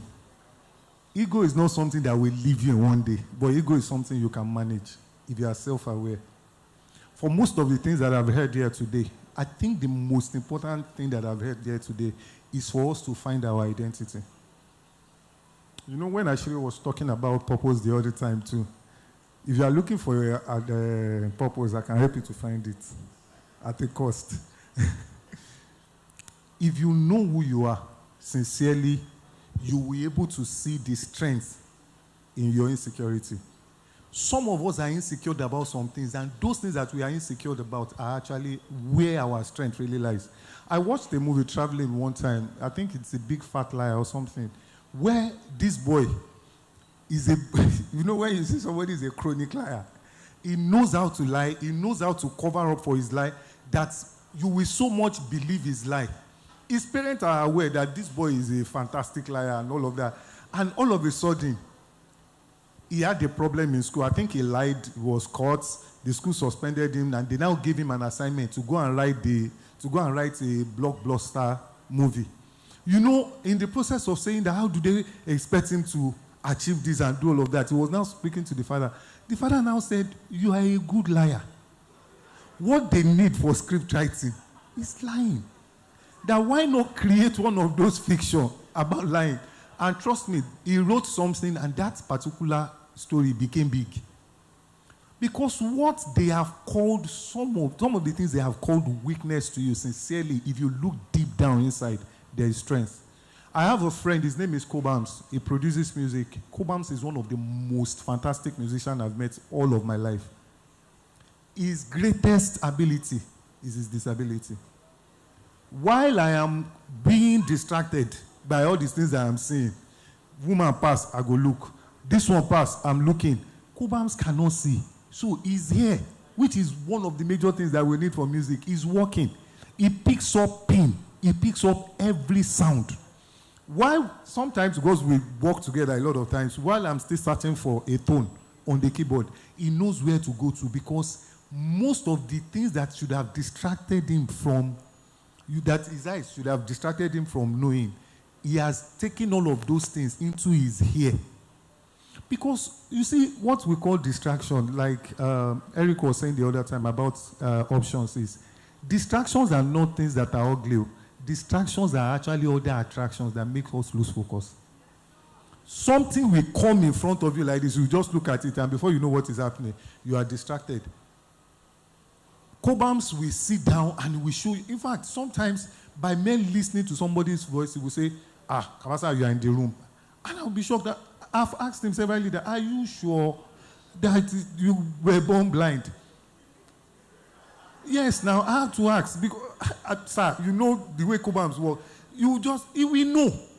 But me, I am distracted by so many things that I see. A lot of the things that you see as weakness has strength in them. A lot. I read scriptures, and you know, over time, this guy, Peter, had a lot of things that he's hiding. Then most of the things you are hiding, they are in your shadow. You know, they walk with you. And at some point, Peter's shadow healed someone. That is to tell you that in those things that have been termed as weakness, if you look into those weaknesses, there is a gift in it. There is a gift. You can look at somebody and say that this one is the black sheep of the family. Trust me, most of them, they also turn out well. I am one. I left secondary school to study medicine. My parents were still happy that, I ran from studying medicine to go and study economics. That one, they were angry. They were looking at it, at least he was not going to waste our money. Now, from economics, doing 2 masters, so see where I am. There was no name my uncle did not call me. Stubborn, this, that, even my dad. But everything changed. The day King Sonny they came to pick me up in my house. My father, the next morning, lost studio. It was all I came to. Because, unfortunately, their generation was raising my generation to become scholars and all of those things. Even so, some songs that we sang growing up, Batariadu, Koka. Is that the reason I'm going to school? In fact, most of the CEOs look at people's legs. It's not doing Coca, but we are wearing even stuff that is more expensive than the core shoe. Because the environment has conditioned them to think that you have to do this, you have to do that. It is not what you are doing that is your purpose. It is why you are doing it. And your purpose to find it is not hard. You have to find your identity first. If you can discover your identity will tell you your purpose, then that can help you to do so many, many things. Let me quickly help with your identity. One of the biggest questions I've been asked, I think I've shared this severally, is when somebody asks me, ID, who are you? Let me tell you, if I ask anybody in this room now, most of the answer you will give me is, you will give me your name. That is a name tag. You got that name without your parents consulting you. Me, for instance, now, they didn't consult me. Whether I want to be a do, they just give me a do. If I go further, I will tell you I'm CAbasa. That one I gave myself. Who are you? I will tell you I'm a music producer. Who are you? I will tell you this. Who are you? I will tell you. Do you know the things that I'm telling you? I'm actually telling you the things that I have become. Most of us have become so many things that we have refused to become ourselves. Who you are, by you defining it by who am I, is limited. The only way you can actually know how huge the potentials you carry is to start to define that thing from whose you are. If you're a Muslim, you have to follow me because I'm going a bit into where I discovered my identity. They asked Jesus one time that, Jesus' father asked them, he said, who do people say I am? They said, you are the Messiah. In my time now, some people say, you are only Duro. Some will call him, you are a bulldozer. You are this. Jesus can be all of that. He now asked, he now said, who do you say I am? Then one of them said, you are the Son of God. He now said, flesh and blood did not reveal this to you. Because flesh and blood cannot see it. Anything that is seen, actually, is knowledge, is logic. Everything that is yet to be seen is spiritual. So, in who you are, listen, guys, in who you are, if you define yourself by every experience, everything you have seen, everything you have become, the problem is going to be that you are going to be limited. Because your greatest potential is still a mystery, even to you. Your greatest potential, the things that you can do, is still a mystery to you. Which is why we always encourage people not to play religion, no, but be spiritual. Spirituality is yet to be discovered science. Science is discovered spirituality. AI is spirituality before, but it has been reviewed and they've seen it. Now we are using it. Trust me, there is still a lot more in that place, which is why you are also a spirit. And the only way you can define yourself is to define yourself by the source that gave you the spirit. God is the source. You are the resource. The resource. And when you are resourceful as a person, as a young person, you always go back to your source to say, okay, what is the next move? It's very easy for you to find a path. Jesus answered the question by saying that it's not who I am, it's whose I am. And when you trace his genealogy, like we trace it now, so okay, whose are you? You are the son of God, Abi. Who is God? The day they asked God, that who should I say sent me? What did he say? He didn't give them an answer that is a name. Yoruba people nearly confused us with a meaning, it's not a name. It's a statement of essence. A statement of I am anything, everything, whatever, that I am. Light, I am. Sun, I am. Water, I am. Any form, every form, what you can see, what you can't see, that I am.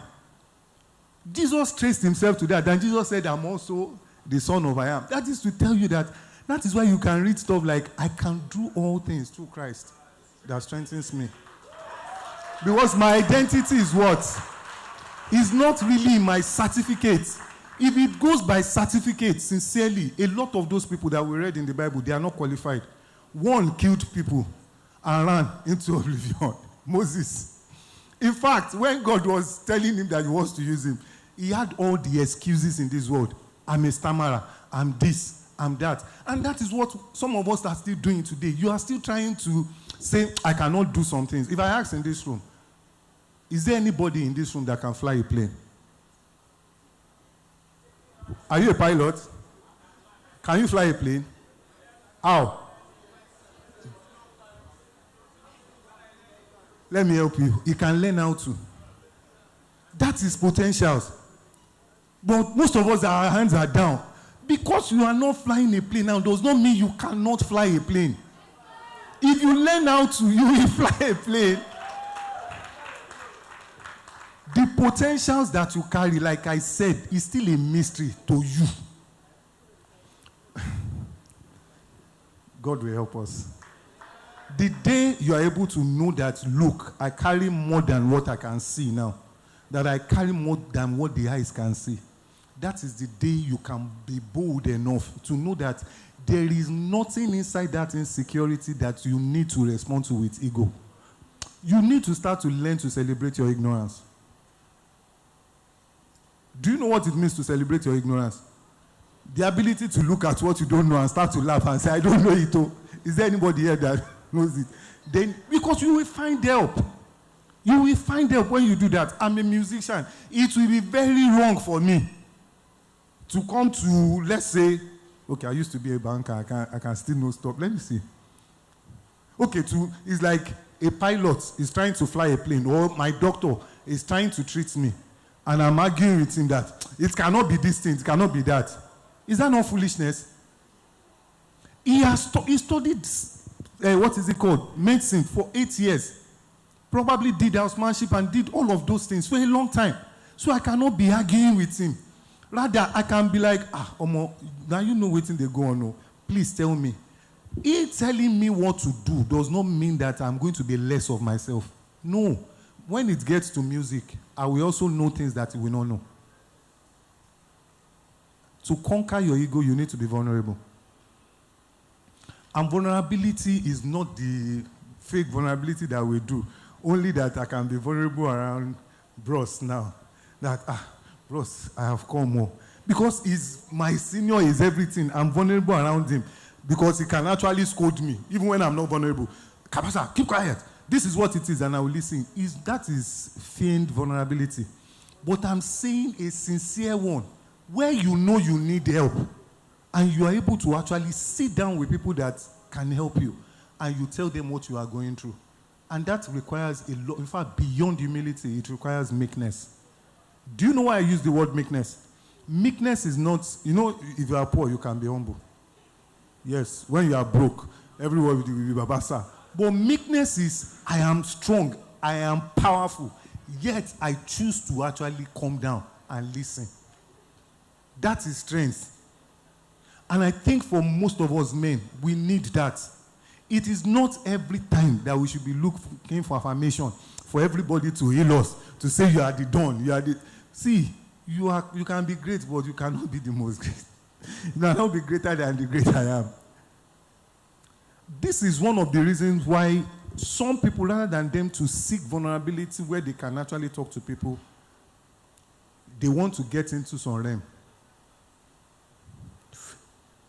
They take all of those things, they get high, and you cannot be higher than the Most High God. Because you will get high as a dullard. You will get to the heights, and there is nothing. Most of them come back crying. Because what makes you to be inspired is not that vuvuzela. It's not. In fact, Somebody spoke about exposure earlier on. That alone can, exposure is not just you traveling or going some. Exposure is as simple as me asking somebody that is younger than me questions. And I do that. I'm working on a Reimagine project now.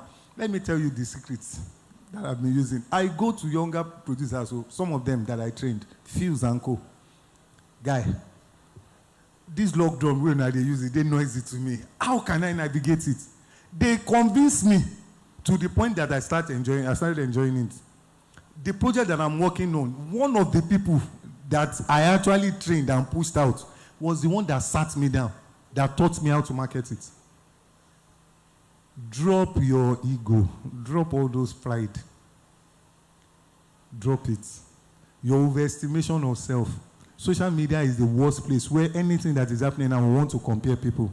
That is why we are saying, now, Ashiri, I'm a better comedian than Ashiri. In fact, it won't start with myself and Ashiri. Probably Ashiri and myself, we are friends. So then you just see some people, they just come online.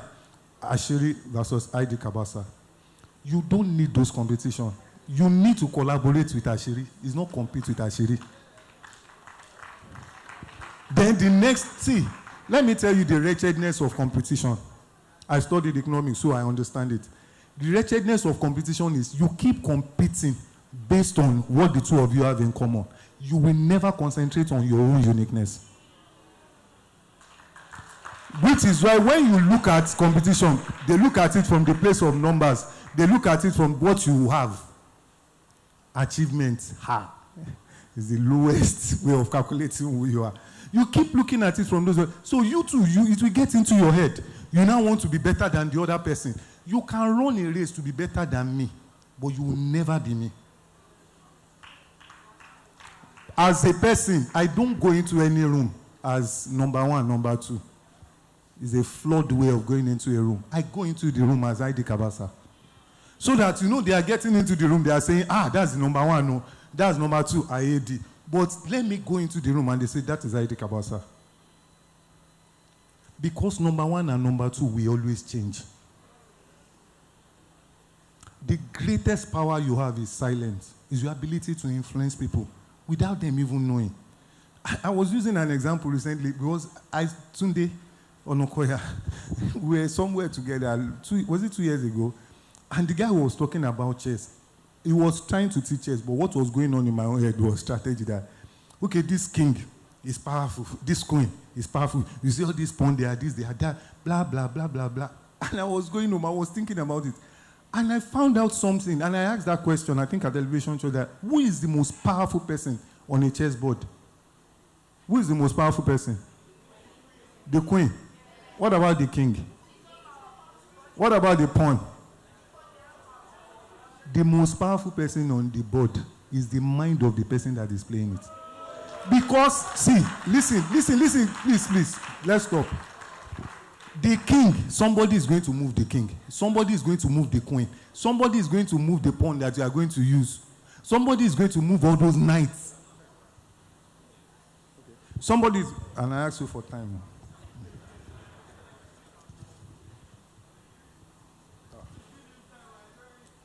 Somebody is going to move all of those pawns. Somebody is going to move all of those things.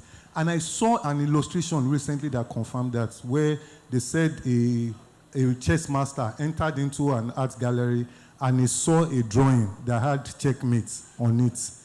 And they said everybody was looking at other art, and the guy concentrated on that board, that this cannot be a checkmate situation, that there's still a move that the king will make to actually break through, rather than saying that the checkpoint. So the person that was giving the illustration was not saying the king, as we normally Christians do, the king has a move. It's not the king that has a move. It's the person that saw the move. You don't need to be popular. You can be the one that is seeing the move. You see, most of us that are popular, minus me, we are pawn. That is why they refer to us as king and queens. There is still something, an agenda that is moving us. Being popular is not a goal, it's a tool. In fact, the day you become popular, you're in trouble. You start to lose your sense of identity. Naturally, if you don't know what popularity is for. You can influence the way people think without you being popular. That is power. Remember the mind of the guy that is playing the chess. You can control the way Davido is going to behave. You can control the way Olamide is going to behave. That was why I saw it. I love the spoken word that he gave when he was talking about the mountain of influence. You are an influencer. Please, and as much as you become influencers, don't become influential fools, though, because many people are popular, but they are foolish. Once they collect microphone like this, they say what they feel or what they think, not what is right. Please pay attention as you grow. Let me round up with this. They said my time is up. For your ego as a young man, the day you become self-aware that every time they talk to me, I am trying to always be defensive. They are trying to tell me something, I'm always defensive. Or when they give me a feedback, I see it as an attack. Or when people criticize what I do, I also see it as an attack. Or whenever anybody says something that is better than whatever I'm saying, and I see it as an attack from the person, it is time to actually drop the mic. Go back to your room and check yourself. Sincerely, no therapist can cure you of ego. It has to do with you coming to yourself like the prodigal son. You will see every quote to justify your ego. You will see every scripture in Bible and Quran to justify your ego. You will see things that your friends will tell you to lie to your mind to justify that ego. But the day you are self-aware that it is my ego, instead of you now going online to now write it, I don't have a big circle again. I have a dot. I don't have this like that. Before you do that, please go to your room and sit down and ask yourself, who am I? You will discover whose you are. Then what is the saying of whose I am or you are on that particular thing that you are thinking about? And I pray God is going to help each and every one of us. Thank you for having me. I expect a standing ovation from every single person. Come on. Those were words beyond words. Those were lives that were spoken into your own life. So one more time, can we appreciate CAbasa, please? Thank you very much. Very, very quickly, just before we have the grand icon himself, we have a few giveaways for you. So if you can just have your seat. First, can we have the barcode now? Stella Academy, very, very quickly. We need to run. All right, so Stella Academy is having their next cohort for their boot camp. So if you would like to be part of it, just scan the barcode very, very quickly. Trust me, it's an avenue to be in the same room with some of the greatest minds. Just like CAbasa, he was part of the last cohort and he spoke to them specially and personally. So it gives you the opportunity to be in the same room with some of the greatest minds in the world. So just scan. How many of you want a few giveaways just before we have our grand icon come up? All right, so this is how we're going to do it. We need to be fast. Now, how many of you own businesses here? Just raise your hand if you own a business. First 5 people to come outside that own a business get a free CAC registration. Courtesy Cycle Breeze. Just 5. First 5 people. 1, 2, 3. I saw you 4. Cycle Breeze, how do we do this? Relax. So I'm going to ask you a question. First person to answer. Who is the founder of Cycle Breeze? If you don't know, just go back. No time. Who is the founder of Cycle Breeze? 1, 2. Is the founder, what's his name? Faith. So both of you, just go and stand there. So it's remaining 3 slots. Who is the founder of the Stella Initiative? Precious and Yayekon. Please put your hands together for him. So 2 more slots, very, very quickly. Relax. Do like this. Next question is, what can I ask them about? Mention 3 sponsors for today's BoyCode Conference. Union Bank, Stella Initiative Academy. Vesti, Union Bank. Vesti, Union Bank, and Stella Initiative. Stella is not a sponsor. One. The first, Wema Bank. No, thank you very much. If you just go like that, thank you very much. One more chance. Faith, can you ask them any question you like? One last question before we go. What question? I don't know. All right, so this is the question I would ask you. Mention 3 panelists from today's session. So we tell those that were listening, 3 panelists from today's session. Any of the panel sessions. 3 panelists. Okay, so let's make it easier. 3 speakers from today. Erigugwa. ID CAbasa. Erigugwa, ID CAbasa, and Mr. Faith. It was not a speaker. ID CAbasa. Let's go. Erigugwa, ID CAbasa. Precious Enyayiko. Erigugwa, ID CAbasa, speaker, right? Erigugwa, ID CAbasa, and Precious. Thank you very much. Put your hands together for them. Bonus question. You can go. Because you're seated, 5 speakers from today. First person to go. You get a free CAC registration from Circle Breeze. Let's go. 1, 2, ready, go. Who's going?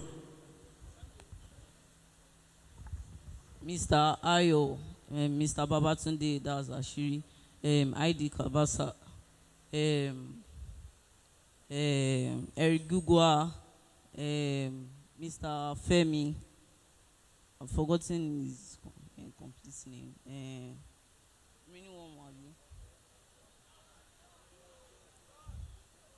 Mr. John Obidi.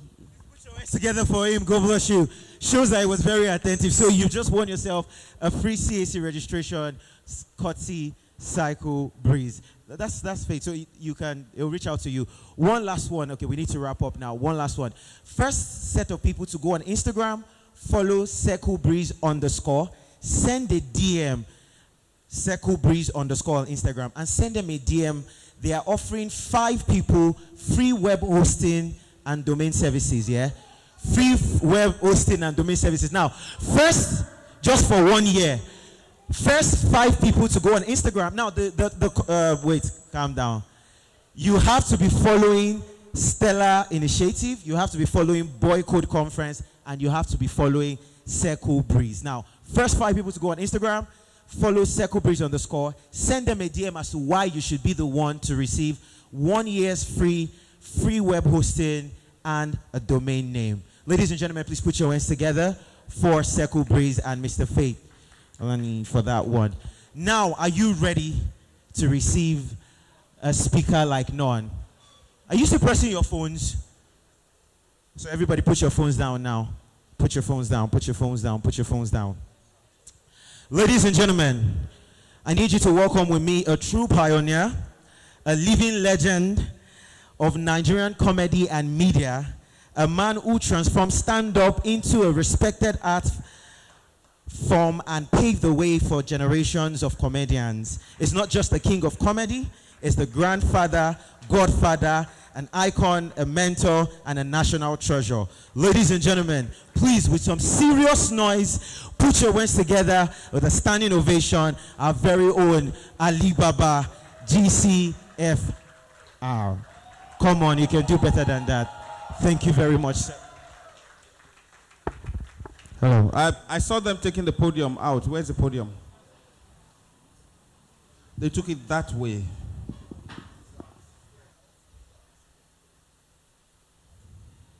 All right. Please be seated. Be seated.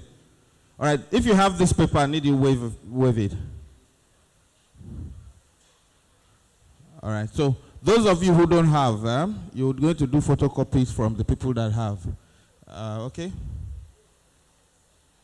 Some of the things I just jotted down here now, they are very, very important, and so we're going to just fill those in. And so first, thank you so much for having me. I should have been here earlier, but you know this thing they call jet lag. I've been out of town for a while, and I was in a different time zone. and I'm still owing 6 hours of sleep. So at this time now that that I'm here, I have to try and see if I can make up for 6 hours. And what makes it worse is that I was moving from different time zone in the same country.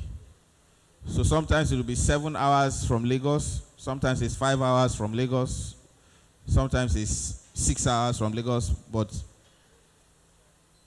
I need to reculture myself.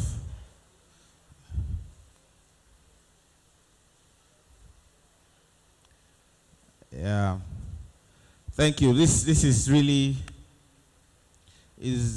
a very, very noble idea, and I thank you so much for having me.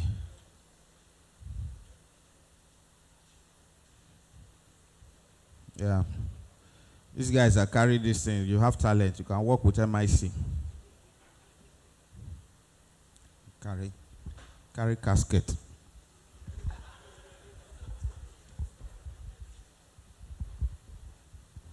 All right, so quickly, if you do not then have this paper and you have any plain paper, just look at that one and then draw these boxes.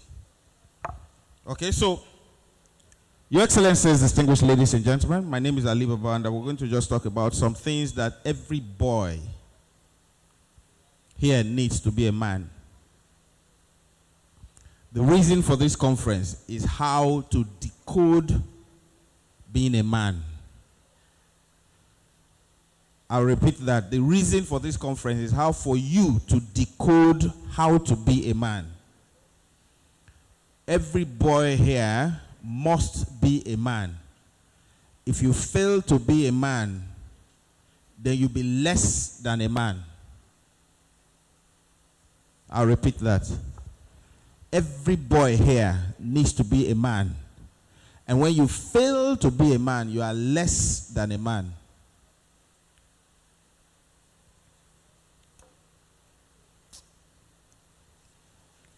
I'm cold. Let me wear my cap, Jerry. I'm sure the cap fits. So, in any of those boxes, in any particular order that you like, you can fill them. But for the first one of those three, the one on top in the middle, write goals. Goals. So the idea is that we'll fill all of this, and so somebody can snap the one that you have filled and take it up from them. And then on any side of it, write education.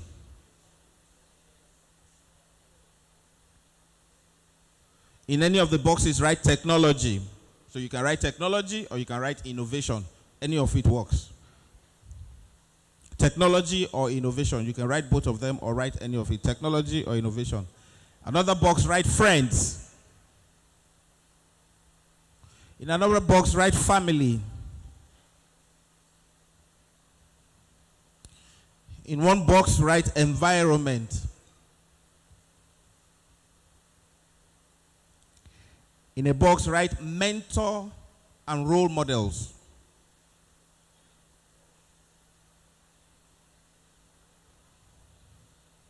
In a box, write platforms.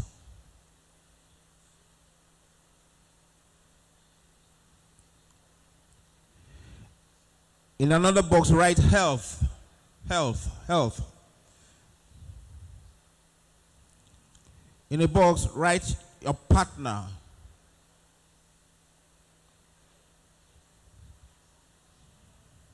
In a box, write self-improvement.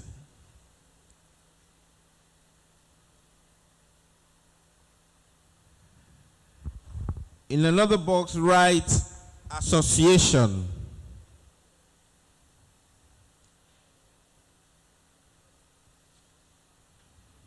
In one box, write colleagues. I'll tell you what the difference between friends and colleagues are. In another box, write competition. In a box, write religion. In a box, write character.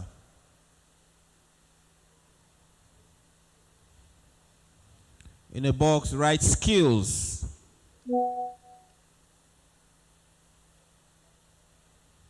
In a box, write lifestyle. And by now, all your boxes should be filled. Remaining? It can't remain 3. The box in the middle is where you write boy code.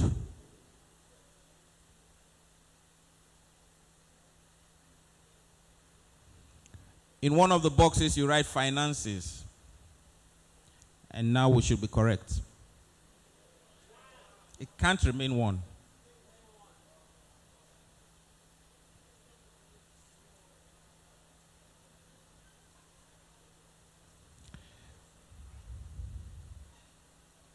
It can't.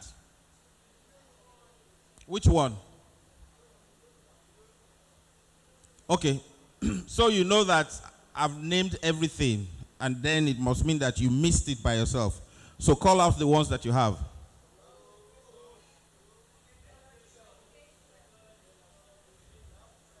All right, so let me save you the stress. You have education. You have technology. You have friends. You have family. You have environment. You have mentors. You have platforms. You have health. You have partner.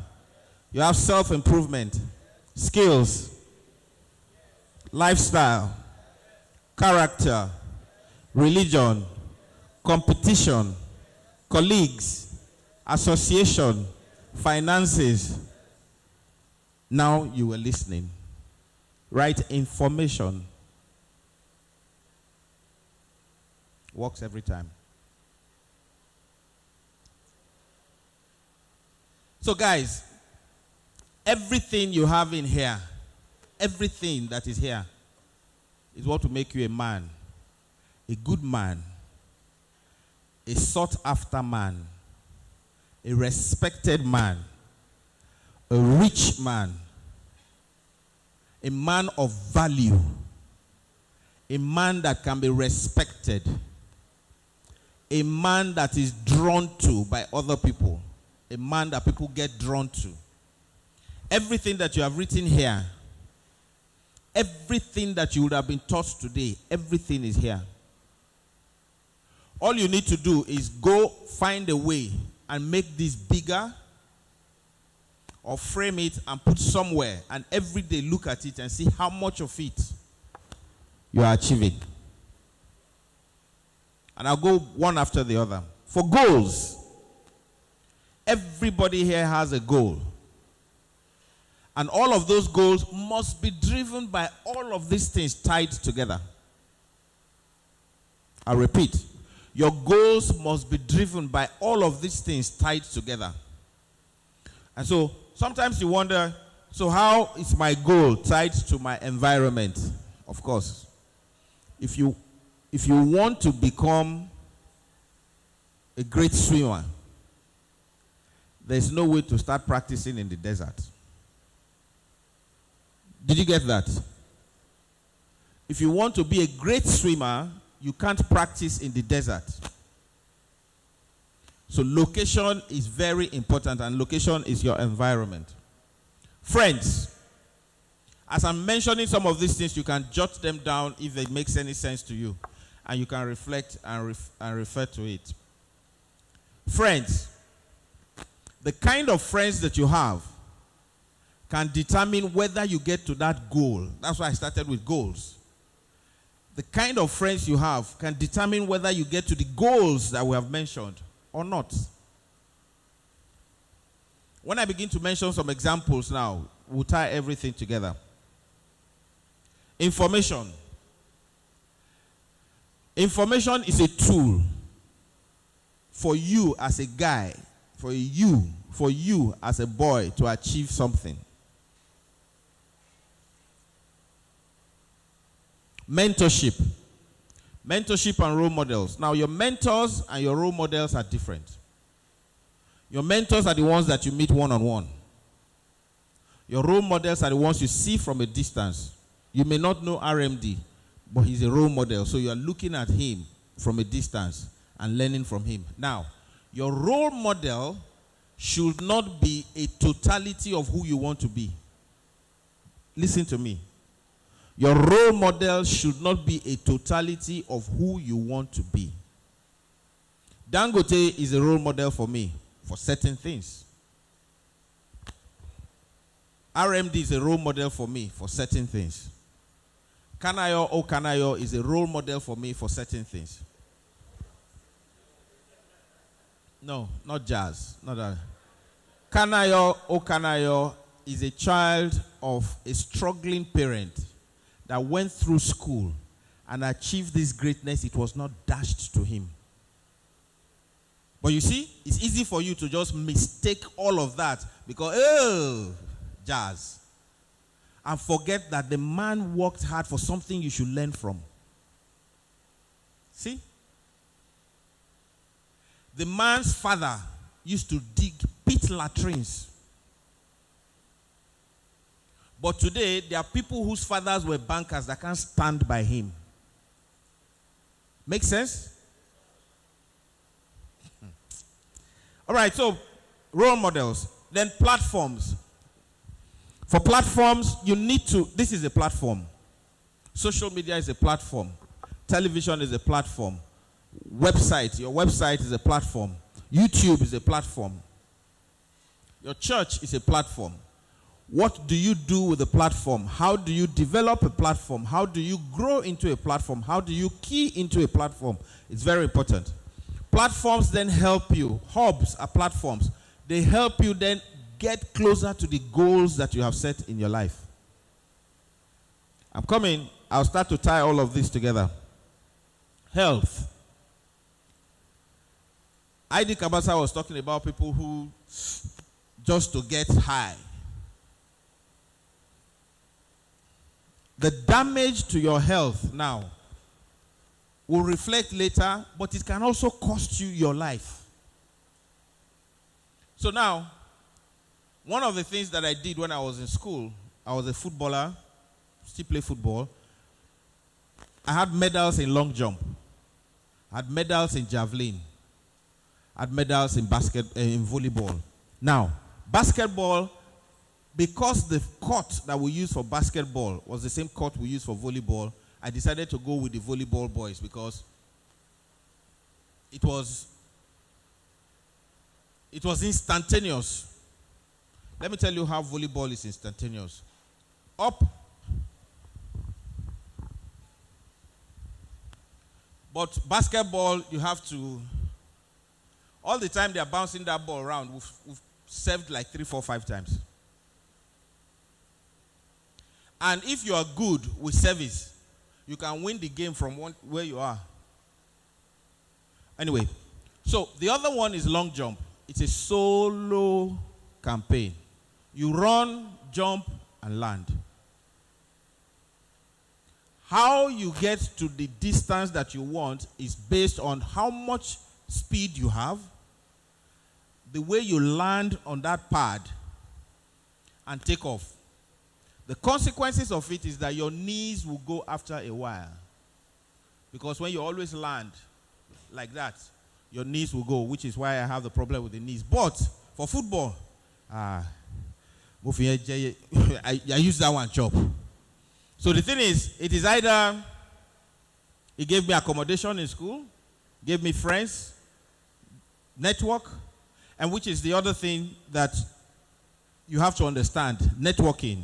The same thing with your friends. Networking is very important. In fact, where you wrote friends, right under it, networking. I'm going to tie all of this together quickly. But the reason I did all of this first is that so you have all this stuff so we can just begin to relate with it one after the other. Wow. Where are the secondary school children that were here?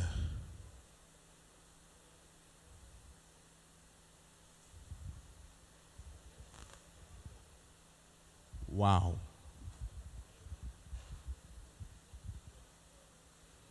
All right. Now, the other one is lifestyle. Lifestyle is very important for you to achieve your goals. There are many people who have goals, But the lifestyle they live now keeps them away from that goal.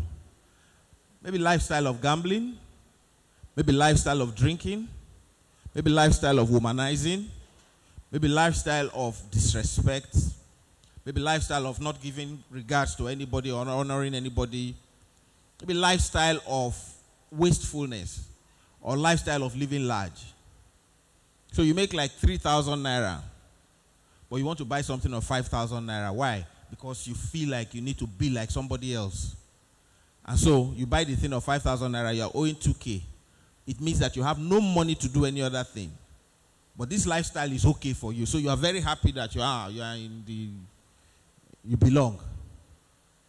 Meanwhile, there are other things that you need to do with the money that you should have had, that you had before, the 3,000. But now you've borrowed 2 to make up. So it's like, you know what that thing they say? Something before you make it. Fake it before you leave it, before you make it. Okay, so. Another one is your finances. Your finances are very important for you to achieve your goals. When I begin to tie all of this together, you will understand why I mentioned all of them. Self-improvement. Always learn to become a better person every day. Learn to be a better person every day. Your partner, when you decide that you are going to have a goal and the goals that you have, always work out who your partners will be. I want to achieve this goal. So if I want to have a partner in my life, this is the kind of partner that I would have. I'll give you an example. Not far from here, then, in National Theatre, we used to hang out with some guys. There's a guy called Begbegbe. Awesome actor. Awesome. When I say awesome, awesome actor. And one of those days, the girl he wanted to date, he brought her to a stage production. And when the stage play was going on, in the stage play, he was supposed to kiss a girl. So he held the girl, kissed her, and the girl started crying. He petted her, played with her, and kissed again, and curtains went down. And the girl said, "You can never act." He said, "Why? I do this thing very well." He said, "You can't act. I can't take it seeing you kiss somebody else." The career died because he loved her so much and went into banking. Didn't pursue acting again. But Begbegbe was a great actor. Great actor. So sometimes it is how much of your dream the person you choose to be your partner can help you achieve. For instance, if you decide that you want to be somebody who travels a lot, you're a traveler, that's what you want to do. You want to be somebody who goes from country to country. If you then decide to marry somebody who cannot stay without you for one day, it's over. I don't know if any of you, if you have dated that kind of person, I need your hand up. Somebody that can call you 7 times a day. Somebody that if they call you and you don't pick your phone, then something else is wrong. And as guys, you have to learn to understand those kind of things. Now, religion. Now, religion is not about which religion you actually are part of. Whether Christianity, paganism, Islam, it doesn't matter. But what we're looking at is what makes you connect to a higher being. That thing that makes you connect to a higher being. And it's religion. So what is your religion? Competition. Your competition should be a challenge. Your competition should challenge you to what you want to become. And it's very important. So now that I've done all of that, there are a few that I've done. Association. Your association is important because your association is important because the kind of people you relate with are key to your growing. The kind of association you belong to are key to your growing. So, what do you need to become should drive what you want to achieve. David was a guy who the brothers just felt, just a smallie, let's leave him. But you see, David, while he was alone, was doing different things to become the person that he became. One, he was playing the harp. And that harp was something that you must learn. It's mastery. It is commitment. It's dedication. And that thing helped him become somebody. Now, I'll ask a few questions and see whether this direction is going to how I want it to go. How many of you here want to be a billionaire? All right, thank you. Drop your hand. I can see. How many of you here are supporters of Arsenal? How many of you here are supporters of Man U? How many of you here are supporters of Chelsea?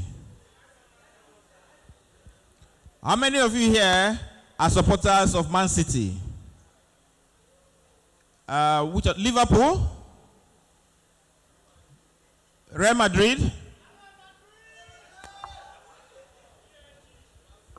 Now, I'll ask you this very close question. How many of you want to be a billionaire?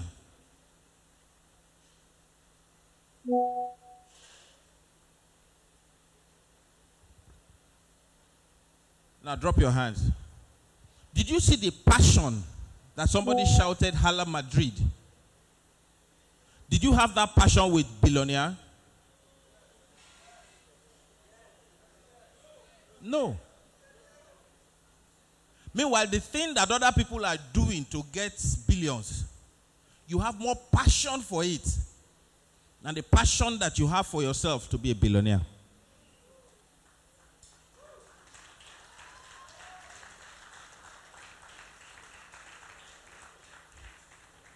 When I said, who believes in Arsenal, one guy stood up there like this. When I said, who wants to be a billionaire, he was like, which one pays you better? You see, in your notes, you will see that I wrote self-improvement, self-belief, self-improvement, self-encouragement. This is a template. This thing that you have in your hand is a template for you to be great. Many years ago, when I came into Lagos, I came with a suitcase of books. Books. I had come into Lagos in 1974-75 with my parents. But you see, by the time I went to secondary school, Command Secondary School Ipaja, and finished and went to the university, I had to then come back to Lagos. And I believe that most people believe that, oh, Alibaba just became a popular person and became popular and had money. I worked hard. In another 2 years, it will be 40 years as a comedian. 40 years.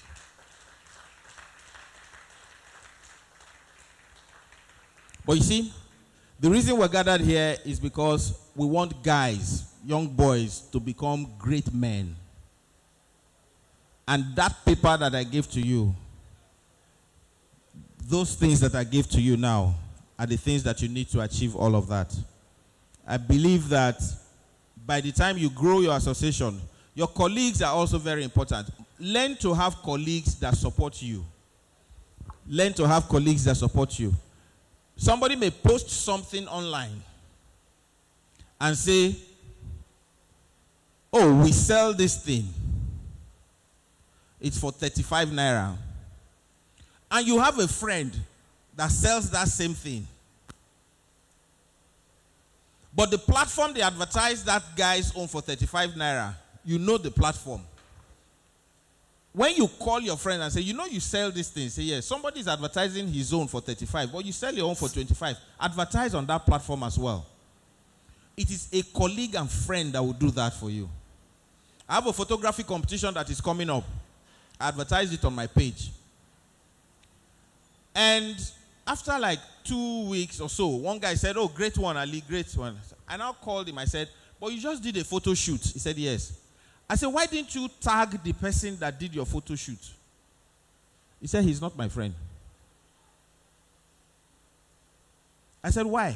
He said, he's not my friend. I paid him, he did his job. I said, every client that you meet, you must make a friend out of them for you to do better business. If you make them see you as an opportunist, so somebody has something for you, has a contract. You take the contract to supply a fridge. So your own is, let me just chop it and that's it. But you don't sell the fridge with a mind of, okay, I will do servicing, I'll call and find out how the fridge is. Is it serving your purpose? Do you want to change it like in another 2 years? Did you want something better? That's how you build friendship. So the person knows that it is not just about the sale.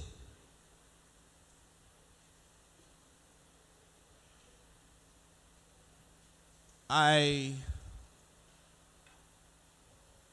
normally just tell people about the story of Moses. The biggest marketing in life is in that story of Moses. And the story of Moses is one that says there was a challenge, and you know that it is inside this your boy code that I've given you now. The challenges that you will face in life.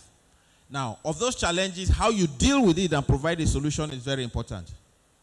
But instead of Moses' mother to feel like, oh, my son, they're going to kill my son, she walked out a way to provide a solution to protect her son.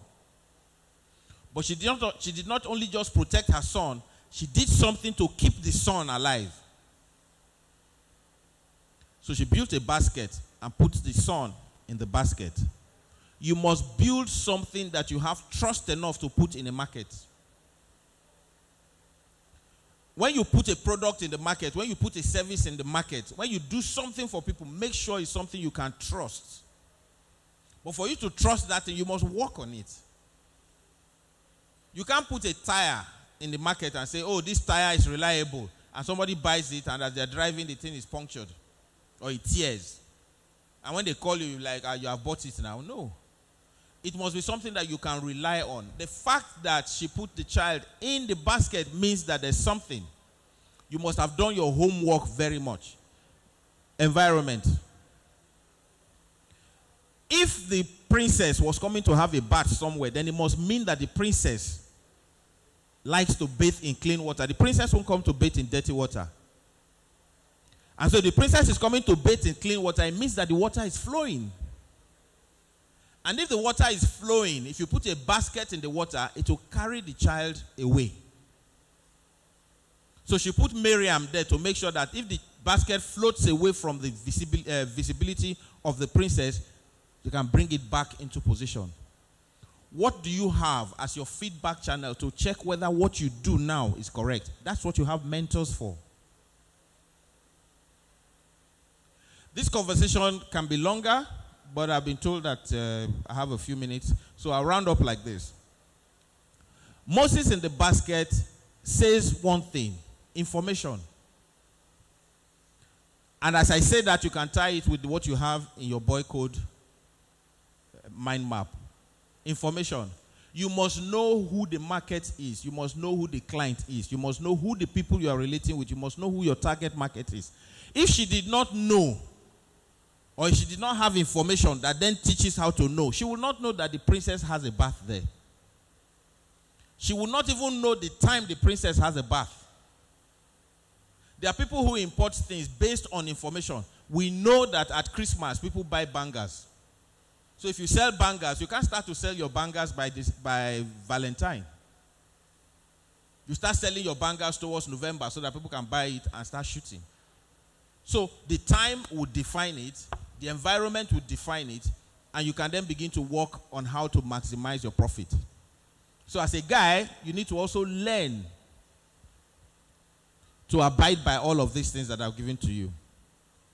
The other thing is, you will notice that given, everybody says, a father and a mother must raise a child. Did you notice that in the story of Moses, nobody mentioned the father? Let me tell you why it's important. The goal that you have, the thing that you want to achieve, nobody will make it happen until you decide to do it. Until you decide to be. If you wanted to be here and you sat at home, you won't be here. You must decide. So, I'm talking to you now with half sleep in my eyes. But I'm here talking to you because I wanted to come here. And you know why I asked for the boys? When it was time to come up here and speak, I said they should distribute the papers so that the boys will feel those things. And I looked now and saw that the boys were not here. Some time ago, I went somewhere to go and speak for some youth. And when I finished, I gave my phone number to all of them. And I said, call me when you think you need me to support anything or help you grow any idea that you have. And I'm not joking. I distributed 35 cards. 28 of those cards every time was, bros, I need money. Only about like 6 or 7 of them will call me and say, bros, I have this idea. I want you to grow. And of those 7 guys, one called me one day and said, bros, I want to buy you a recharge card, and sent me 250K recharge card. Of those 7.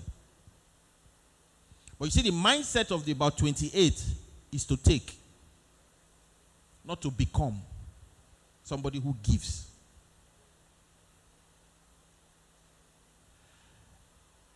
I'll round up and say, I believe that if you follow the boy code that I've given to you now and begin to tinker at every one of them, I'll see you at the top. God bless you.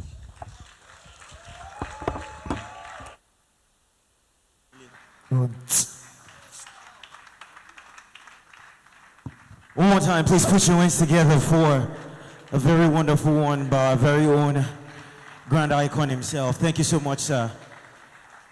Thank you so much.